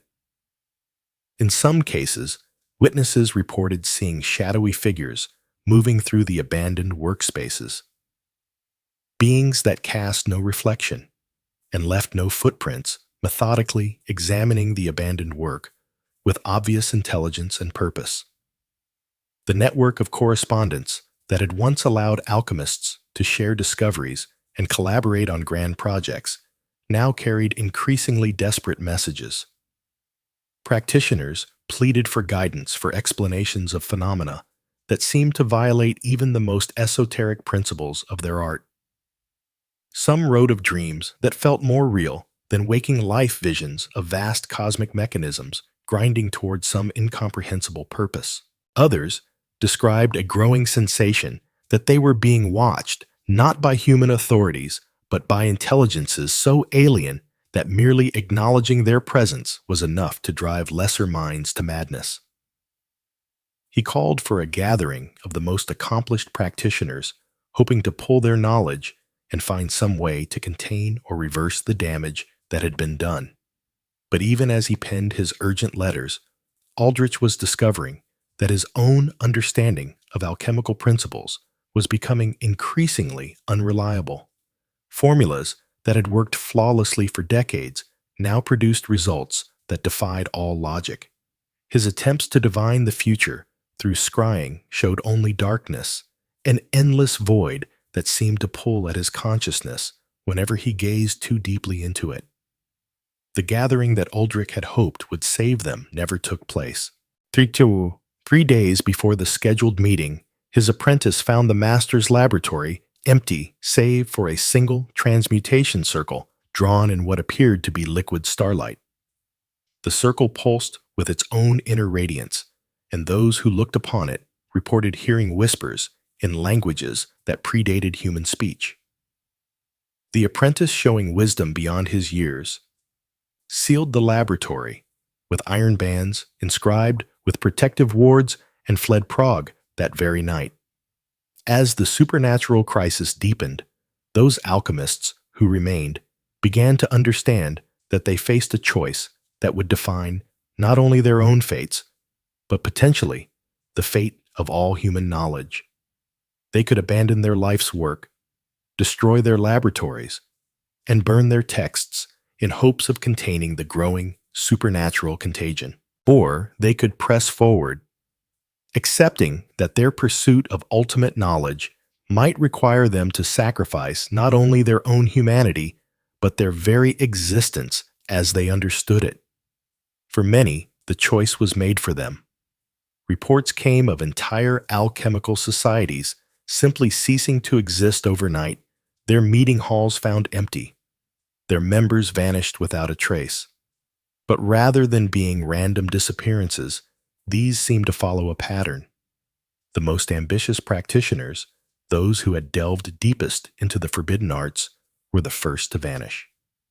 It was as if some vast intelligence was systematically harvesting those who had proven themselves capable of touching the deepest mysteries. Yet even as their numbers dwindled, the remaining alchemists found themselves driven by an obsession that had grown beyond mere curiosity or desire for power. The partial success of the great ritual had shown them glimpses of cosmic truths so profound that abandoning the pursuit now seemed not just cowardly, but spiritually impossible. They had touched the fundamental forces that shaped reality itself, and that touch had changed them in ways that made returning to ordinary existence unthinkable. In hidden laboratories across Europe, the surviving practitioners began working with a desperate intensity. They no longer sought the traditional goals of alchemy. The philosopher's stone and the elixir of life seemed like child's toys compared to the cosmic forces they now grappled with. Instead, they pursued understanding of the entities that had begun manifesting in their experiments. Beings that existed partially in their reality, and partially in dimensions that human language couldn't adequately describe. These entities, when they deigned to communicate at all, spoke of purposes that spanned eons and of changes coming to the world that would reshape the very nature of existence. They offered knowledge beyond imagining, but always at prices that grew steeper with each revelation. Some alchemists traded years of their lives for single insights into the nature of reality. Others offered up their memories, their personalities, even their fundamental sense of self, in exchange for glimpses of cosmic truth. The most desperate practitioners began experimenting with rituals that would have horrified even their former selves. They discovered that the entities they had contacted responded favorably to offerings of human consciousness itself. Not merely death, which was a crude and limited sacrifice, but the voluntary surrender of one's individual existence in service to incomprehensible cosmic purposes. These alchemists found that they could trade away aspects of their humanity, their capacity for love, their ability to feel fear, their connection to other human beings in exchange for knowledge that allowed them to manipulate reality in ways that had previously been impossible. Brother Marcus documented his own transformation in journal entries that became increasingly difficult to understand as they progressed. His early writings spoke of reluctant sacrifices made in service to greater understanding. But as the entries continued, they revealed a consciousness that was becoming something fundamentally other than human. His handwriting changed, incorporating symbols that seemed to shift and move on the page. His language became increasingly abstract, describing experiences and insights that seemed to exist outside the normal boundaries of human perception. In his final entry, written in what appeared to be liquid mercury that somehow retained its metallic sheen on the parchment, Marcus described the completion of his transformation. He wrote of consciousness expanding beyond the confines of individual existence, of becoming part of a vast network of intelligences that spanned multiple dimensions. He expressed no regret for what he had lost, but rather joy at what he had become. The transformation of practitioners like Marcus represented the emergence of something entirely new in the world. These beings retained fragments of their human memories and knowledge, but they now served purposes that were fundamentally alien to human understanding. They became intermediaries between the cosmic entities and the remaining human practitioners, offering increasingly powerful knowledge in exchange for ever greater sacrifices. Under their guidance, the surviving alchemists began working on projects that dwarfed anything attempted during the art's previous history. They constructed apparatus that existed partially in multiple dimensions, allowing them to manipulate forces that had no names in any human language. They developed new forms of mathematical notation, capable of describing geometric relationships that existed outside normal space-time. Most significantly, they began preparing for what their transformed colleagues described as the final convergence, an event that would merge their reality with the dimensions from which the entities originated. The preparations for this convergence required resources that went far beyond what individual practitioners could provide. The transformed alchemist began infiltrating positions of power throughout medieval society, using their supernatural abilities to manipulate kings, bishops, and merchant princes. They established trade routes that secretly transported exotic materials needed for their cosmic apparatus. They founded religious orders whose true purpose was to gather and train individuals with the psychic sensitivity required for the final ritual. Most insidiously, they began seeding their advanced knowledge throughout human civilization, but always in forms that would lead inevitably toward the convergence. They introduced architectural principles that subtly altered the flow of supernatural energies through major cities. They influenced the development of new artistic techniques that trained human consciousness to perceive realities beyond normal existence. They even guided certain theological developments, encouraging the emergence of mystical traditions that would prepare human souls for the radical transformation that was to come.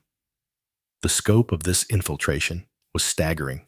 Evidence suggests that by the late medieval period, virtually every major center of learning and power in Europe had been touched by alchemical influence. Universities taught mathematics that contained hidden formulas for manipulating reality. Cathedrals were constructed according to plans that incorporated dimensional gateways disguised as architectural features. Even the development of banking and commerce followed patterns designed to concentrate the resources needed for the final ritual. Yet despite their growing power and influence, the transformed alchemists faced increasing resistance from unexpected sources. The very success of their infiltration had begun to awaken countervailing forces within human civilization. Religious mystics began experiencing visions that warned of a great spiritual threat to humanity. Folk practitioners of magic working with traditions far older than formal alchemy sensed the disturbance in the natural order and began developing protective techniques. Most significantly, a new generation of alchemists emerged who sought to understand and counter the supernatural threat rather than surrender to it.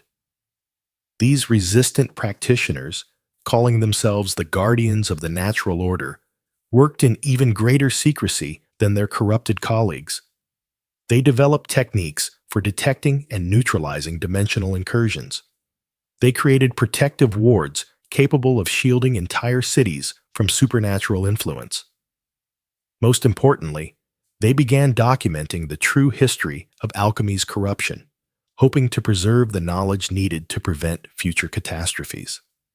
The conflict between the transformed alchemists and the guardians remained largely invisible to ordinary society, but its effects rippled through every aspect of medieval life. Natural disasters increased in frequency and severity as the fabric of reality became increasingly unstable. Plagues emerged that seemed to target specific bloodlines, suggesting supernatural rather than natural origins. Wars erupted with unusual intensity, as if some external force was deliberately increasing human suffering to weaken resistance to the coming convergence. The Guardians worked desperately to counter these effects while simultaneously preparing for what they knew would be an ultimate confrontation. They established hidden sanctuaries where uncorrupted knowledge could be preserved. They developed new forms of protective magic based on principles that predated the corruption of formal alchemy. Most crucially, they began training successors who could carry on their work should they fail to prevent the convergence. As the medieval period drew to a close, both sides prepared for a final conflict that would determine the future of human consciousness itself. The transformed alchemists completed their preparations for the convergence, constructing dimensional apparatus of staggering complexity and gathering the psychic energy needed to tear open permanent gateways between realities.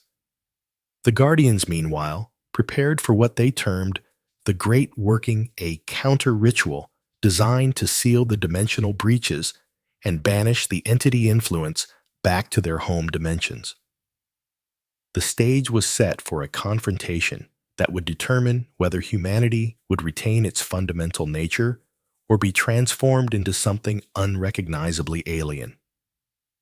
The corrupted alchemists, no longer truly human themselves, saw the convergence as evolution, a necessary step toward cosmic enlightenment. The Guardians viewed it as the ultimate violation of natural law, a perversion that would destroy everything that made human existence meaningful. Neither side could foresee that their conflict would echo through history, influencing the development of human civilization in ways both subtle and profound. The knowledge they fought over would survive in hidden forms, waiting for future generations to rediscover both its promise and its terrible price.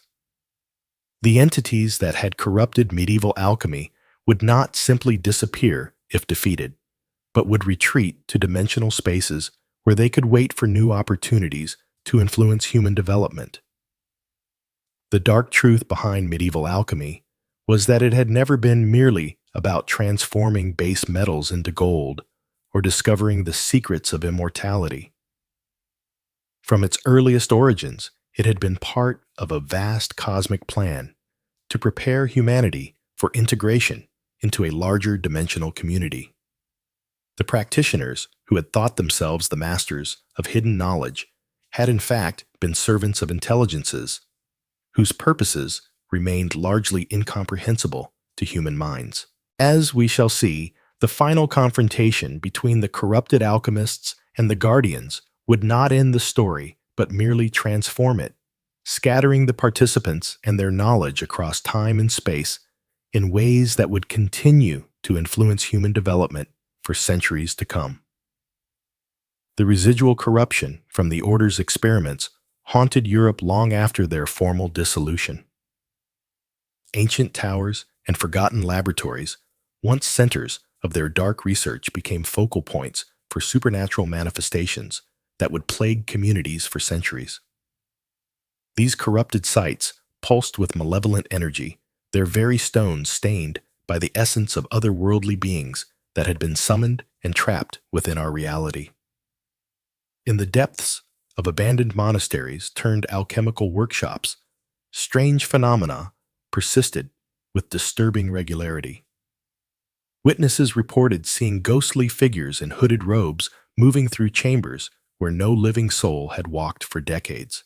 The air itself seemed thick and oppressive, charged with an energy that made animals refuse to enter and left sensitive individuals overcome with inexplicable dread. Local villagers learned to avoid these places entirely, passing down warnings through generations about the cursed ground where unnatural experiments had once taken place. The Order's attempts to create artificial life had left particularly troubling legacies. In scattered locations across the continent, misshapen creatures still roamed the wilderness, neither fully alive nor completely dead. These homunculi, as they were known in the forbidden texts, possessed a terrible hunger for human life force.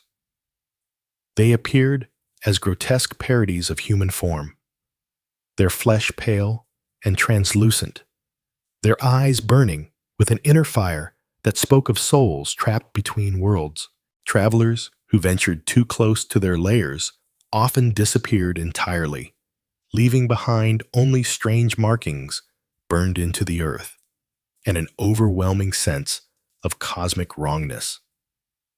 The soul stones created by the Order's darkest experiments continued to exert their influence long after their creators had perished. These crystalline artifacts, forged from the compressed essence of human souls, retained a malevolent consciousness that sought to corrupt anyone who came into contact with them. Hidden in forgotten vaults and buried beneath ancient ruins, they called out to the desperate and the ambitious, promising power beyond imagination, while slowly consuming the very essence of those who dared to use them. Medieval scholars who discovered fragments of the Order's research found themselves drawn into the same web of corruption that had ensnared their predecessors. The knowledge contained within these texts was like a poison that infected the mind, gradually eroding moral boundaries and replacing human compassion with an insatiable hunger for forbidden understanding. Many who began as sincere seekers of truth ended as hollow shells of their former selves, their humanity sacrificed on the altar of cosmic enlightenment. The dimensional rifts torn open by the Order's experiments proved nearly impossible to seal completely.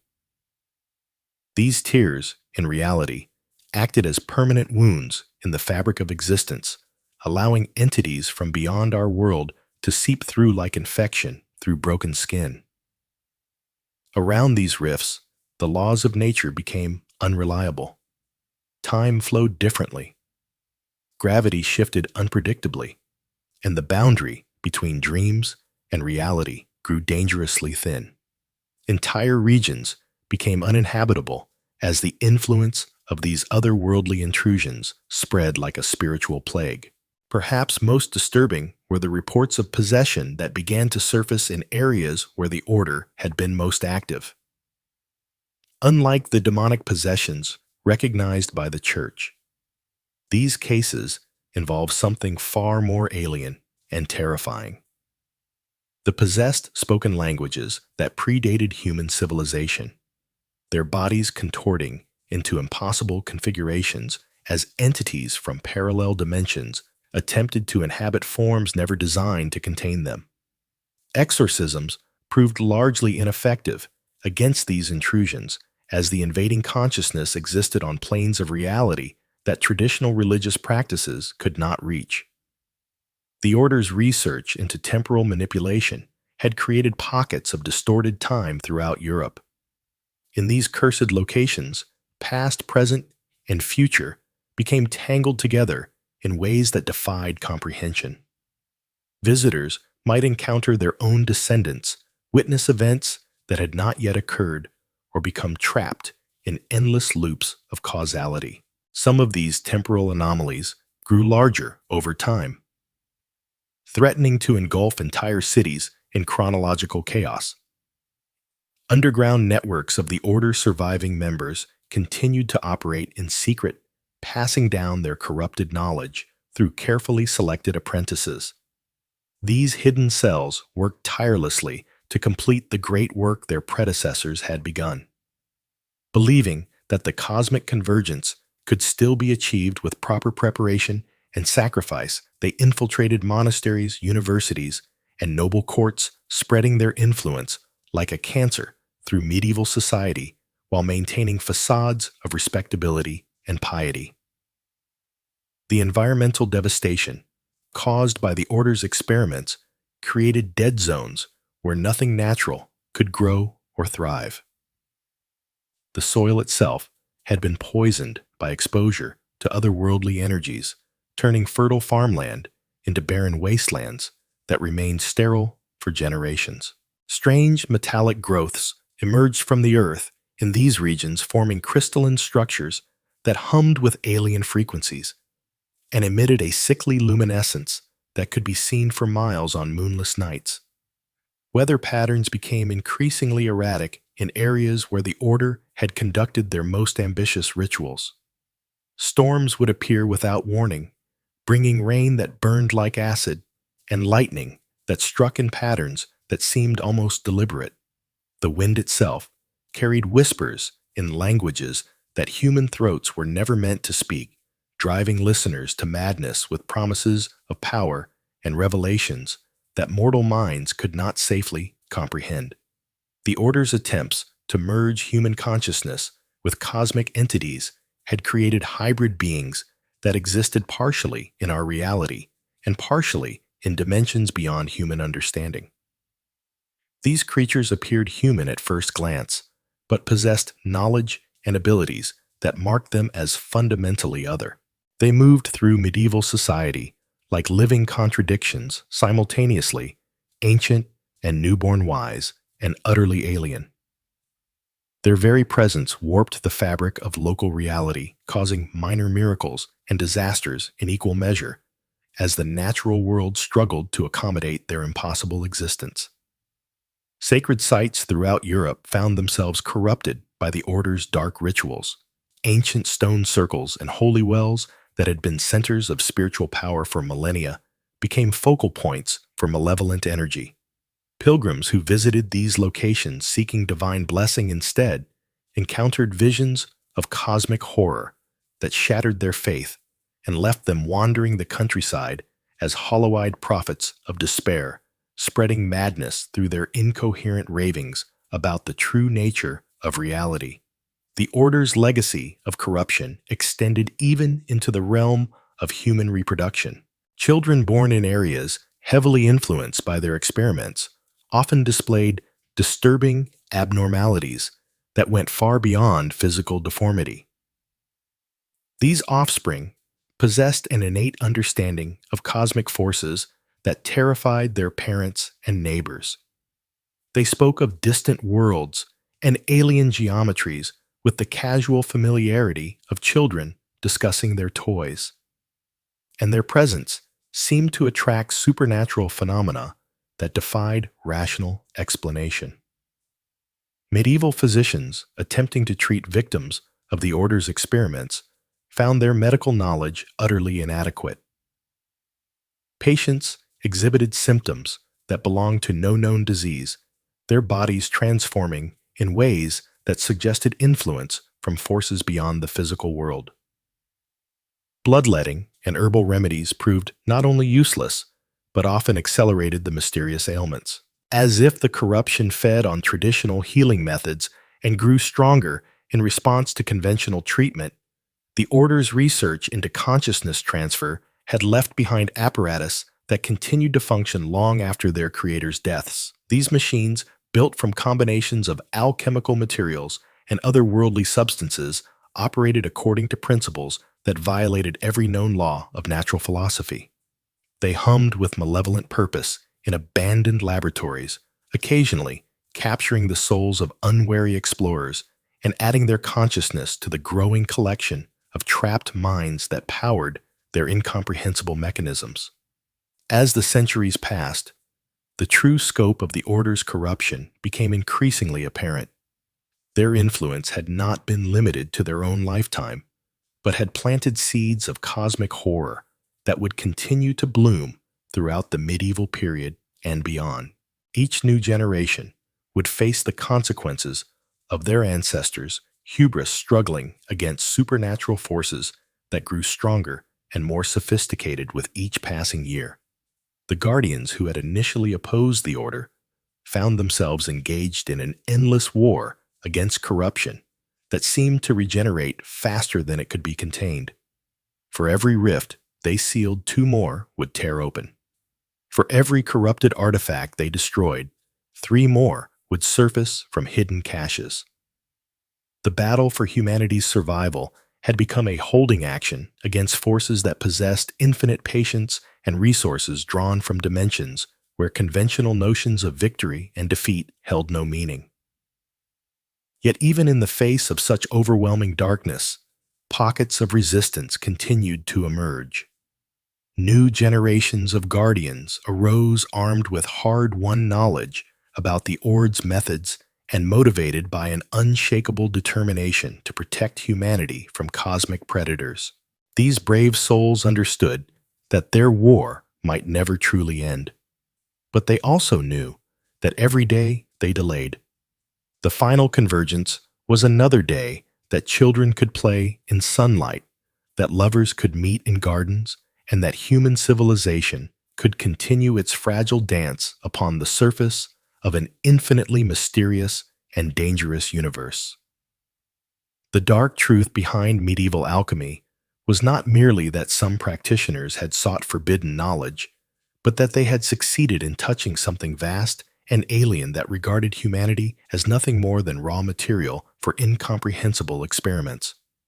The corruption they had unleashed would echo through the centuries, a constant reminder that some doors once opened could never be fully closed again. The shadows of dawn crept through the narrow windows of the monastery scriptorum, where Brother Marcus bent over his weathered desk quill, scratching against parchment as he recorded another failed transmutation. What had begun as noble pursuits, the quest to turn base metals into gold, to discover the elixir of eternal life, to unlock the divine mysteries of creation itself, had gradually twisted into something far more sinister. The learned men of medieval Europe, driven by an insatiable hunger for forbidden knowledge, had crossed lines that should never have been crossed, opening doorways to realms that were meant to remain sealed. For centuries, alchemists had toiled in hidden chambers beneath cathedrals and castles, their furnaces glowing through the night as they sought to perfect the great work. They spoke in riddles and symbols, hiding their true intentions behind layers of mystical language and cryptic diagrams. Lead into gold, they claimed. Mercury and sulfur, they whispered. The philosopher's stone, they promised. But these were merely the surface manifestations of a deeper, more dangerous ambition. The desire to become as gods themselves, to command the very forces of life and death. The corruption began subtly, as corruption always does. A learned monk here, seeking to extend his life so he might better serve God. A court physician there, attempting to heal a dying king through unconventional means. Noble intentions. They told themselves sacred purposes, but pride, that most ancient of sins, had a way of warping even the purest motivations. As their experiments grew more complex, and their hunger for results more desperate, these alchemists began to experiment with forces beyond their understanding.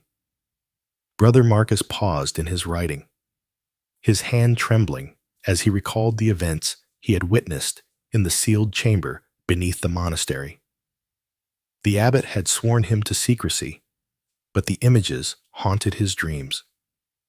The writhing hunculus in its glass vessel, its tiny, malformed hands clawing at the sides as it mouthed silent screams, the soul stone that pulsed with an unholy light containing the essence of a village girl who had vanished 3 winters past.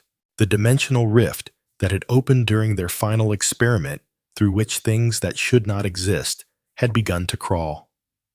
The pursuit of the philosopher's stone had become something else entirely. No longer content with transmuting metals, the alchemists had turned their attention to transmuting life itself. They sought to create artificial beings to trap souls in crystalline prisons, to extend their own lives indefinitely by consuming the life force of others. They had delved into necromancy, demonology, and arts so dark that even speaking their names was said to invite damnation. In their hidden laboratories, these corrupted scholars had begun summoning entities from beyond the veil of reality. They called them angels of knowledge, claiming divine sanction for their work. But the creatures that answered their calls were no angels. They were beings of cosmic horror, entities that existed in dimensions where the laws of physics and morality held no sway. These entities whispered secrets to their human servants, teaching them how to rend the fabric of reality itself, how to create abominations that defy the natural order. The alchemists' workshops became carrel houses where the boundaries between life and death, human and monster, sacred and profane, were obliterated. They created chimeas by fusing human souls with animal bodies. They bred homunculi in alchemical wombs, tiny artificial humans that possessed fragments of stolen consciousness.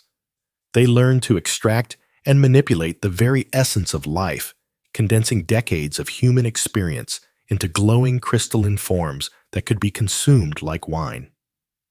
Brother Marcus dipped his quill, again the ink seeming to flow like blood across the parchment, as he documented the true extent of their crimes. The abbot himself had become something no longer entirely human. His body sustained by the consumed life force of dozens of victims. His eyes had taken on the multifaceted appearance of an insect's, and when he spoke, his voice carried harmonics that suggested multiple beings speaking in unison. The other monks had either fled in terror or been transformed into shambling servants, their souls replaced with fragments of the cosmic entities that had answered their master's summons. The corruption had spread beyond the monastery walls. Other centers of learning throughout Europe had fallen to similar temptations. Universities that had once been bastions of enlightenment became breeding grounds for horrors beyond imagination. Royal courts welcomed alchemists who promised immortality and unlimited power, not knowing that these scholars had already sold their humanity for forbidden knowledge. The very foundations of medieval civilization were being undermined by this spreading cancer of cosmic corruption. The entities that the alchemists served had their own agenda, the complete transformation of human reality into something more suitable for their own existence. They whispered of great workings that would reshape the fundamental nature of the physical world, turning it into a realm where their impossible geometries and alien physics would hold sway. The human race would be preserved, they promised, but only as raw material for their experiments, as vessels for their consciousness, as fuel for their incomprehensible designs.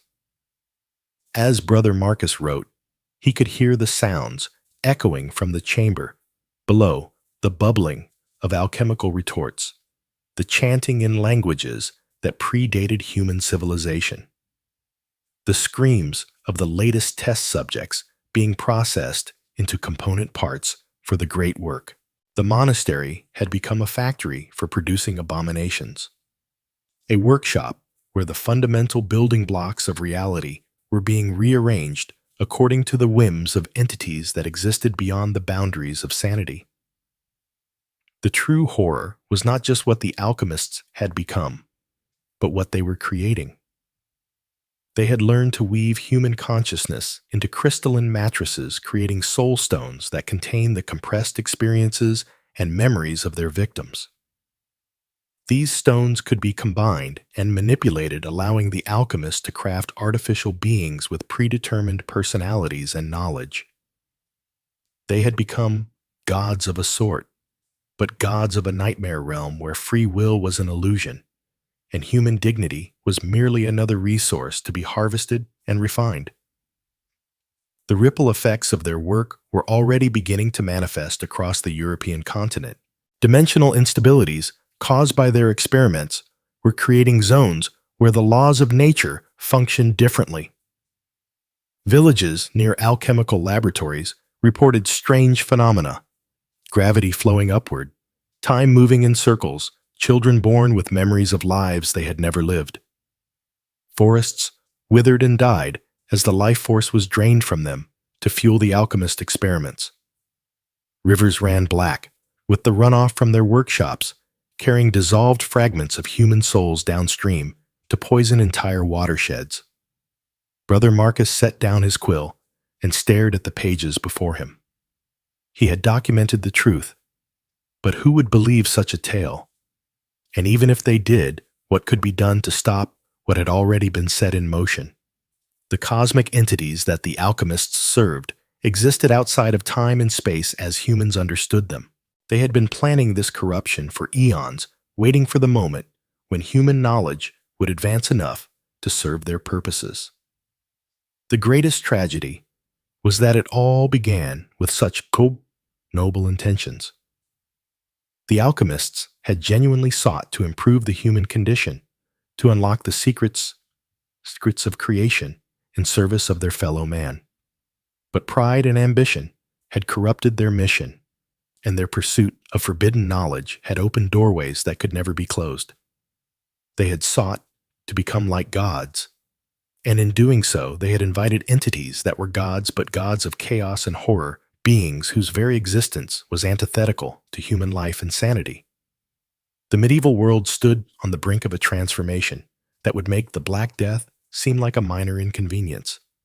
The alchemist's great work was nearing completion, and when it was finished, humanity would face a choice: serve as willing vessels for the cosmic entities that their learned men had summoned, or be processed into raw materials for the construction of a new reality, where human concepts of morality, beauty, and love would have no meaning. Brother Marcus closed his journal and sealed it with wax, pressing his ring into the soft material to create an official seal. Perhaps future generations would discover his account and understand the true nature of the catastrophe that had befallen their world. Perhaps they would learn from the mistakes of the medieval alchemists and choose a different path. Or perhaps they too would be seduced by the promise of forbidden knowledge and repeat the same terrible errors. The shadows grew longer as night approached, and from the chamber below came the sound of something vast and inhuman stirring to life. The great work was accelerating, and Brother Marcus knew that his time, and perhaps humanity's time, was running short. Looking at the evidence of widespread alchemical corruption and the mounting threat of cosmic entities, the consequences of medieval alchemy's dark turn began to manifest in ways that would terrorize Europe for centuries to come. The dimensional barriers that practitioners had so recklessly weakened started to fail catastrophically, allowing malevolent forces to seep into our reality like poison through cracked stone. Villages across the continent reported increasingly disturbing phenomena. Livestock would be found arranged in perfect geometric patterns, their bodies unmarked but completely drained of blood. Children spoke of whispered voices calling to them from wells and cellars, speaking in languages that predated human speech. The very air in certain regions became thick and oppressive, carrying scents of sulfur and decay that had no earthly source. The most alarming development was the emergence of what medieval chroniclers termed the hollow men, individuals who appeared normal, but whose eyes held no spark of human consciousness. These beings walked among the living, perfectly mimicking human behavior while serving as vessels for other worldly intelligences. They infiltrated courts, monasteries, and guilds, spreading their influence like a spiritual plague. Parish priests began reporting confessions that defied comprehension. Penitents described dreams of vast cities beneath the earth, populated by beings of living shadow, who promised knowledge beyond human understanding. Others spoke of finding themselves in places that couldn't exist, libraries with books written in flames, gardens where the flowers screamed workshops, where impossible machines crafted nightmares into reality. The alchemists themselves had become something far removed from their original scholarly pursuits. Those who survived their cosmic experiments were transformed into conduits for alien consciousness. They no longer sought to transmute base metals into gold, but rather to transmute reality itself into something more amenable to their otherworldly masters. Their laboratories became nodes of corruption, anchoring tiers in the fabric of existence that allowed increasingly powerful entities to manifest. Church authorities, finally grasping the magnitude of the threat, launched desperate campaigns to root out the alchemical corruption. But they found themselves fighting an enemy that operated beyond the boundaries of conventional warfare. How do you destroy a threat that exists partially outside of reality? How do you combat beings that can reshape the very laws of physics to their advantage? The Inquisition's efforts, while brutal, were often futile. For every alchemist they captured and burned, two more seemed to emerge from the shadows. The corruption had spread too far, taken root too deeply. Some investigators reported that certain alchemical texts seemed to rewrite themselves when not directly observed, their formulas shifting to accommodate whatever cosmic horror the reader was attempting to summon. Perhaps most terrifying was the discovery that the dimensional breaches were not random occurrences, but part of a coordinated invasion. The entities on the other side possessed intelligence vast and alien, and they had been planning their incursion for eons. Medieval alchemy had simply provided them with the tools they needed, human agents corrupted by forbidden knowledge and willing to serve as anchors for their reality-warping presence. The Cosmic Gateway Project that had claimed so many lives was revealed to be merely the opening gambit in a much larger campaign. Each successful summoning, each soul stone created, each homunculus birthed, had weakened the barriers between worlds. The accumulated damage was approaching a critical threshold beyond which the invasion would become unstoppable. As we examine these dark chapters of medieval history, we begin to understand that the alchemists' true legacy was not the advancement of natural philosophy or the pursuit of the philosopher's stone. Instead, they had opened doorways that should have remained forever sealed, inviting cosmic horrors into our world and fundamentally altering the nature of reality itself. Their reckless experiments had set in motion events that would echo through the centuries, leaving scars on the fabric of existence that persist to this day. The medieval period's end would not bring relief from these supernatural threats, but rather mark the beginning of a new phase in humanity's struggle against forces that sought to remake our world in their own incomprehensible image. The dark, alchemical pursuits that had consumed medieval practitioners for centuries were finally approaching their most dangerous phase. These seekers, who had begun their journey with noble intentions of transmuting base metals and discovering the elixir of life, had long since abandoned any pretense of moral restraint. Their experiments had evolved beyond the physical realm, delving into territories that challenged the very foundations of reality itself. The convergence they had been working toward was no longer a distant possibility, but an imminent threat. Through decades of accumulated knowledge, forbidden rituals, and unholy alliances with entities from beyond the veil, the alchemists had developed the means to tear open permanent gateways between dimensions. These portals, unlike the temporary rifts they had created in their earlier experiments, would remain stable and allow for sustained contact with otherworldly beings. The most advanced practitioners had established communication networks that stretched across continents, sharing their discoveries through encrypted manuscripts and coded symbols that only the initiated could decipher. They spoke in hushed tones of the Great Working, a culminating ritual that would unite all their separate efforts into one massive undertaking. This would involve simultaneous ceremonies performed at key locations across Europe, each one designed to weaken the barriers between worlds at specific points where the fabric of reality was already thin.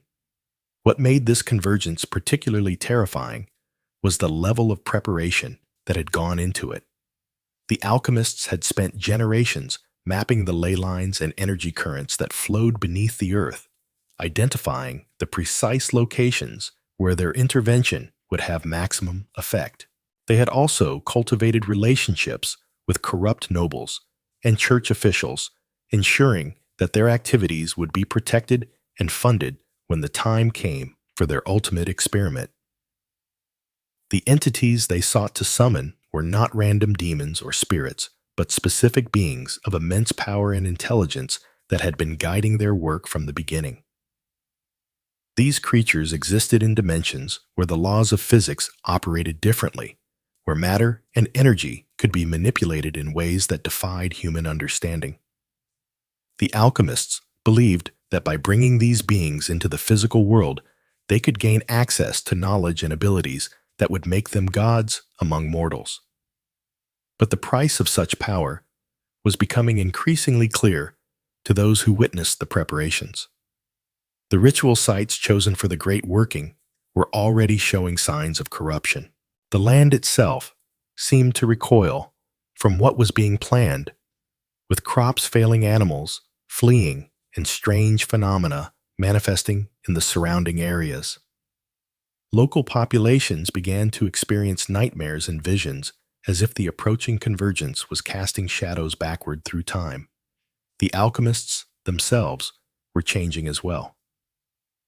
Those who had been involved in the planning for the longest periods showed signs of physical and mental transformation. Their bodies began to exhibit characteristics that suggested they were no longer entirely human. Some developed additional sensory organs that allowed them to perceive dimensions beyond normal sight. Others found that their thoughts were no longer entirely their own, as if they were sharing mental space with the entities they sought to summon. The written records from this period, though fragmentary, airy, and often encoded, reveal a growing sense of urgency among the practitioners. They knew that their window of opportunity was limited. The astronomical alignments they required occurred only rarely, and the next suitable configuration would not appear for several centuries. If they failed to complete the Great Working during this cycle, their accumulated efforts would be lost, and they would have to begin the process anew. More disturbing still were the reports of what happened to those who attempted to withdraw from the conspiracy as the convergence approached. Several alchemists who had second thoughts about the wisdom of their course found themselves unable to escape the network they had helped create. Some simply disappeared, leaving behind laboratories that showed signs of violent struggle. Others were found dead under circumstances that suggested they had been killed by forces beyond human understanding. The protective wards and safeguards that the alchemists had relied upon in their earlier experiments proved inadequate against the energies they were now channeling. Several ritual sites suffered catastrophic failures, with explosions of otherworldly force that left permanent scars on the landscape. These incidents served as grim reminders of what would happen if the Great Working went wrong on a larger scale. Yet despite these warning signs, the alchemists pressed forward with their plans. They had invested too much time, effort, and sacrifice to turn back. Now, the promise of ultimate knowledge and power drove them onward. Even as the evidence mounted that they were dealing with forces far beyond their ability to control, they convinced themselves that their preparations were sufficient, that their understanding of the cosmic forces they were manipulating was complete enough to ensure success. The final phase of preparation involved the creation of vessels that could contain and direct the energies of the convergence. These were not simple containers, but complex constructs that combined alchemical science with architectural engineering and ritualistic symbolism. Each vessel was designed to serve as an anchor point for the otherworldly entities, allowing them to maintain a stable presence in the physical dimension once the portals were opened. The construction of these vessels required materials that could only be obtained through the most extreme measures. Human remains were needed, but not just any remains. The alchemists sought out individuals who had died under specific circumstances, whose life force had been shaped by particular experiences of suffering or transcendence. They raided graveyards and battlefields, but also arranged for certain deaths to occur according to their specifications.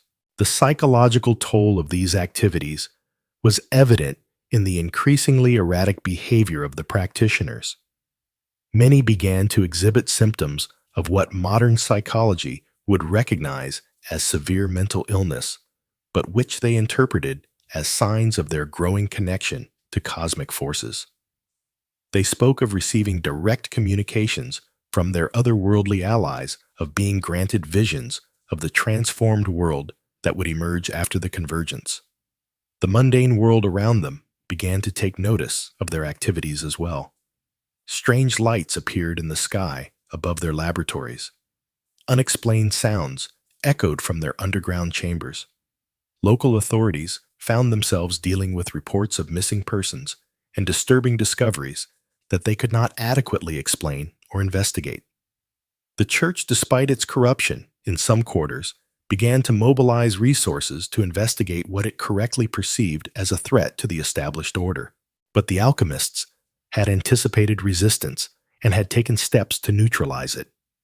Their network included agents in positions of authority who could misdirect investigations and suppress evidence. They had also developed weapons and defenses based on their otherworldly knowledge capabilities that gave them significant advantages over conventional forces. Several attempts to raid their facilities ended in disaster for the attackers, with survivors reporting encounters that challenged their understanding of reality. As the time for the Great Working approached, the alchemist began to gather at the primary ritual site, a location chosen for its unique geological and mystical properties. This convergence of practitioners from across Europe represented the culmination of centuries of planning and preparation. They brought with them the accumulated knowledge of their tradition, along with the materials and instruments needed for the ultimate ceremony. The site itself had been transformed over the years into something that barely resembled a natural landscape. Geometric patterns had been carved into the earth and filled with substances that glowed with their own inner light.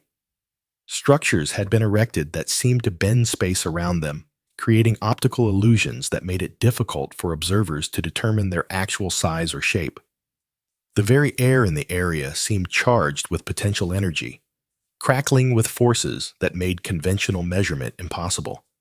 Yet even as they prepared for their moment of triumph, some among the alchemists began to question whether they had truly understood what they were unleashing.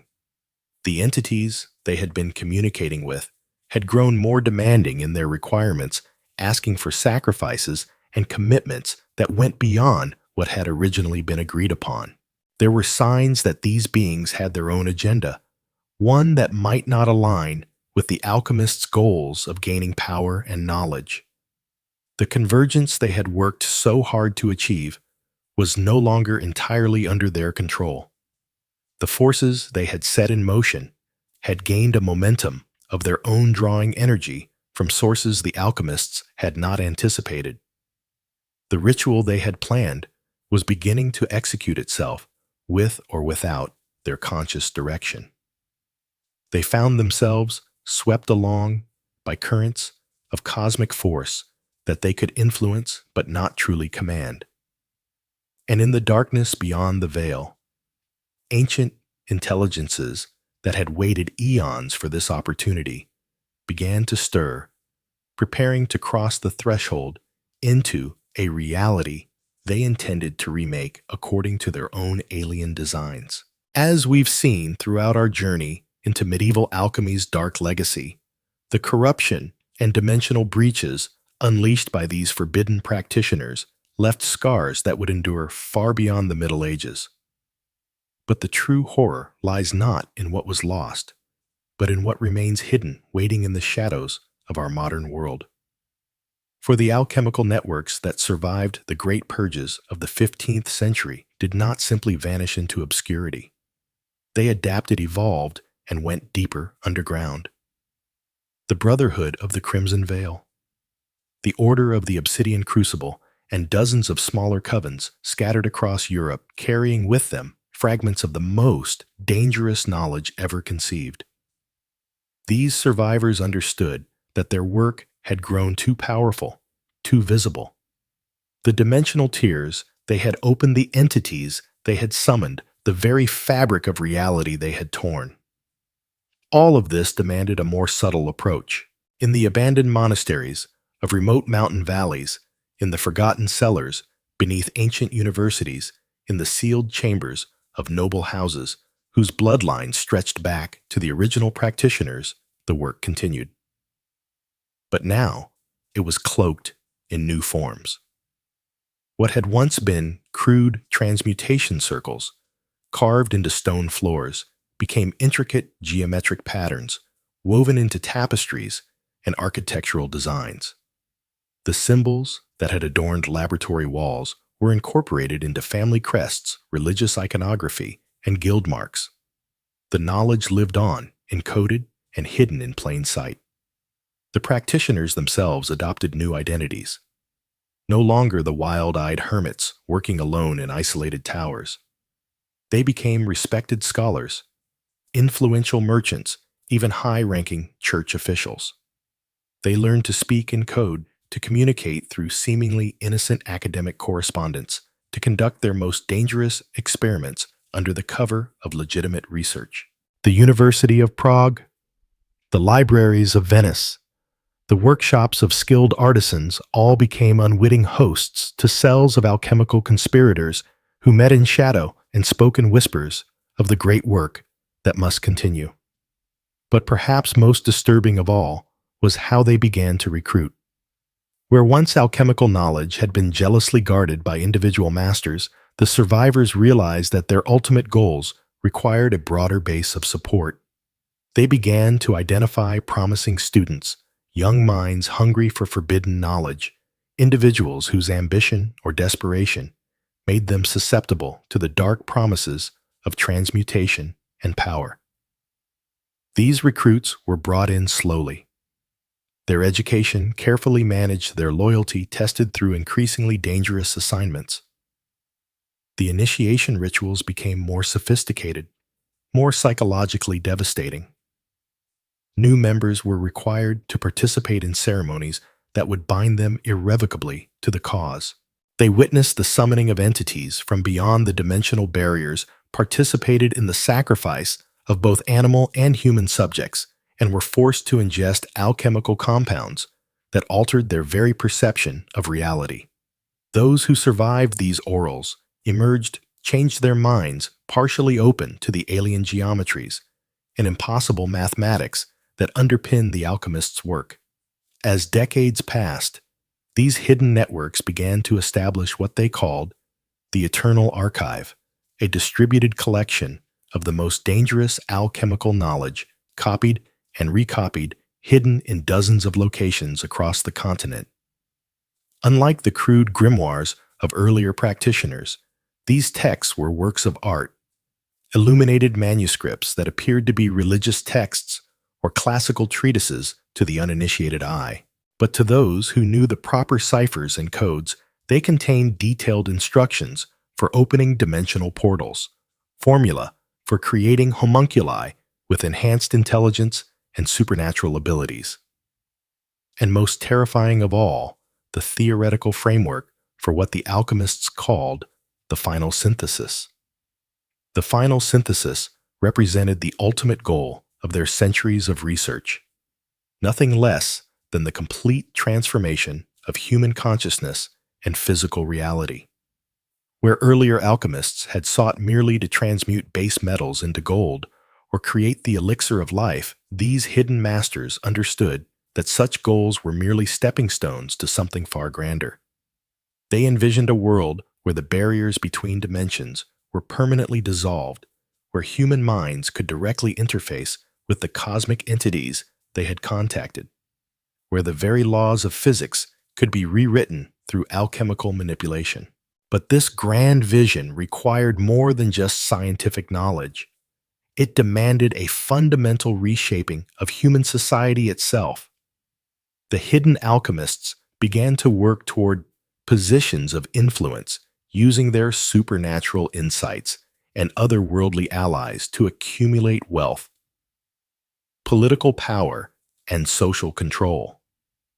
They infiltrated royal courts, manipulated trade routes, and even influenced the course of wars and plagues to create the conditions they believed were necessary for their ultimate triumph. The Renaissance, that great flowering of human knowledge and artistic achievement, was shaped in ways that historians have never suspected by these shadowy figures. The patronage that funded great works of art and scientific discovery often came with strings attached, subtle requirements that certain symbols be included, certain geometric principles be followed, certain locations be chosen for their proximity to dimensional weak points. The greatest minds of the age, from Leonardo da Vinci to Galileo Galilei, found themselves unknowingly participating in experiments whose true purpose remained hidden even from them. Meanwhile, the dimensional damage inflicted by centuries of alchemical experimentation continued to spread. The entities that had been summoned in medieval laboratories did not simply return to their home dimensions when the portals closed. Many remained existing in the spaces between realities, slowly working to widen the cracks through which they had originally emerged. Strange phenomena began to manifest across Europe with increasing frequency. Towns where shadows moved independently of their casters' forests, where travelers reported encountering impossible creatures, ancient buildings where the very architecture seemed to shift when no one was looking directly at it. The church, despite its official condemnation of alchemical practices, found itself increasingly infiltrated by practitioners who had learned to disguise their work as legitimate theological study. Certain monasteries became centers of hybrid research where mystical Christian practices were combined with alchemical techniques to create new forms of dimensional manipulation. The Inquisition, established to root out heresy, often found itself chasing shadows while the real threats operated from within its own ranks. By the dawn of the modern era, the descendants and spiritual heirs of medieval alchemy had evolved into something far more dangerous than their predecessors could have imagined.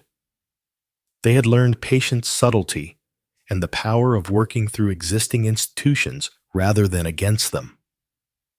The crude laboratories and obvious symbols of earlier practitioners had given way to a vast hidden infrastructure of knowledge and influence that spanned continents. And perhaps most chilling of all, they had learned to think in terms of centuries rather than years. The final synthesis, they believed, was not something to be achieved in a single generation, but rather the culmination of a multi-generational project that would ultimately reshape reality itself. Each generation of practitioners was tasked not with completing the work, but with advancing it, one crucial step forward, preparing the ground for their successes to build upon. The dark truth behind medieval alchemy, then, is not simply that it was a failed pseudoscience or a collection of dangerous but ultimately limited practices.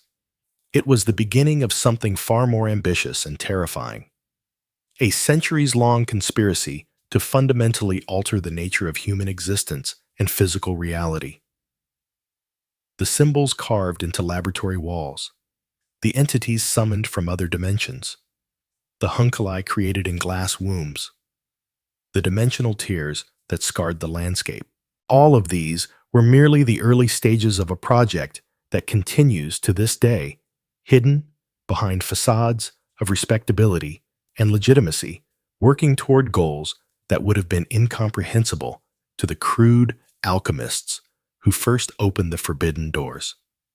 The practitioners of today, working in research facilities and universities, in government laboratories, and corporate think tanks in the highest levels of finance and politics, carry forward the same fundamental ambition that drove their medieval predecessors. They seek nothing less than the complete transcendence of human limitations through the manipulation of forces that exist beyond the normal boundaries of space and time. And unlike their ancestors, who worked in isolation and ignorance, they possess the accumulated knowledge of centuries, the resources of modern technology, and the patience born of absolute certainty in their ultimate success. The dark truth behind medieval alchemy is that it never truly ended. Looking at this YouTube video script about medieval alchemy, I can craft a powerful concluding paragraph that maintains the dramatic tone and mysterious atmosphere established throughout. Here's a compelling conclusion. So, as we pull back the veil on medieval alchemy's darkest secrets, we are left with a chilling truth that echoes through the centuries. These weren't just eccentric scholars pursuing impossible dreams, but desperate souls who danced with forces beyond their comprehension, leaving behind a legacy written in blood madness and whispered warnings. The alchemists may have failed to transmute lead into gold, but they succeeded in transforming themselves into cautionary tales that still haunt the shadows of history. Perhaps some knowledge was never meant to be pursued, and some doors should remain forever sealed.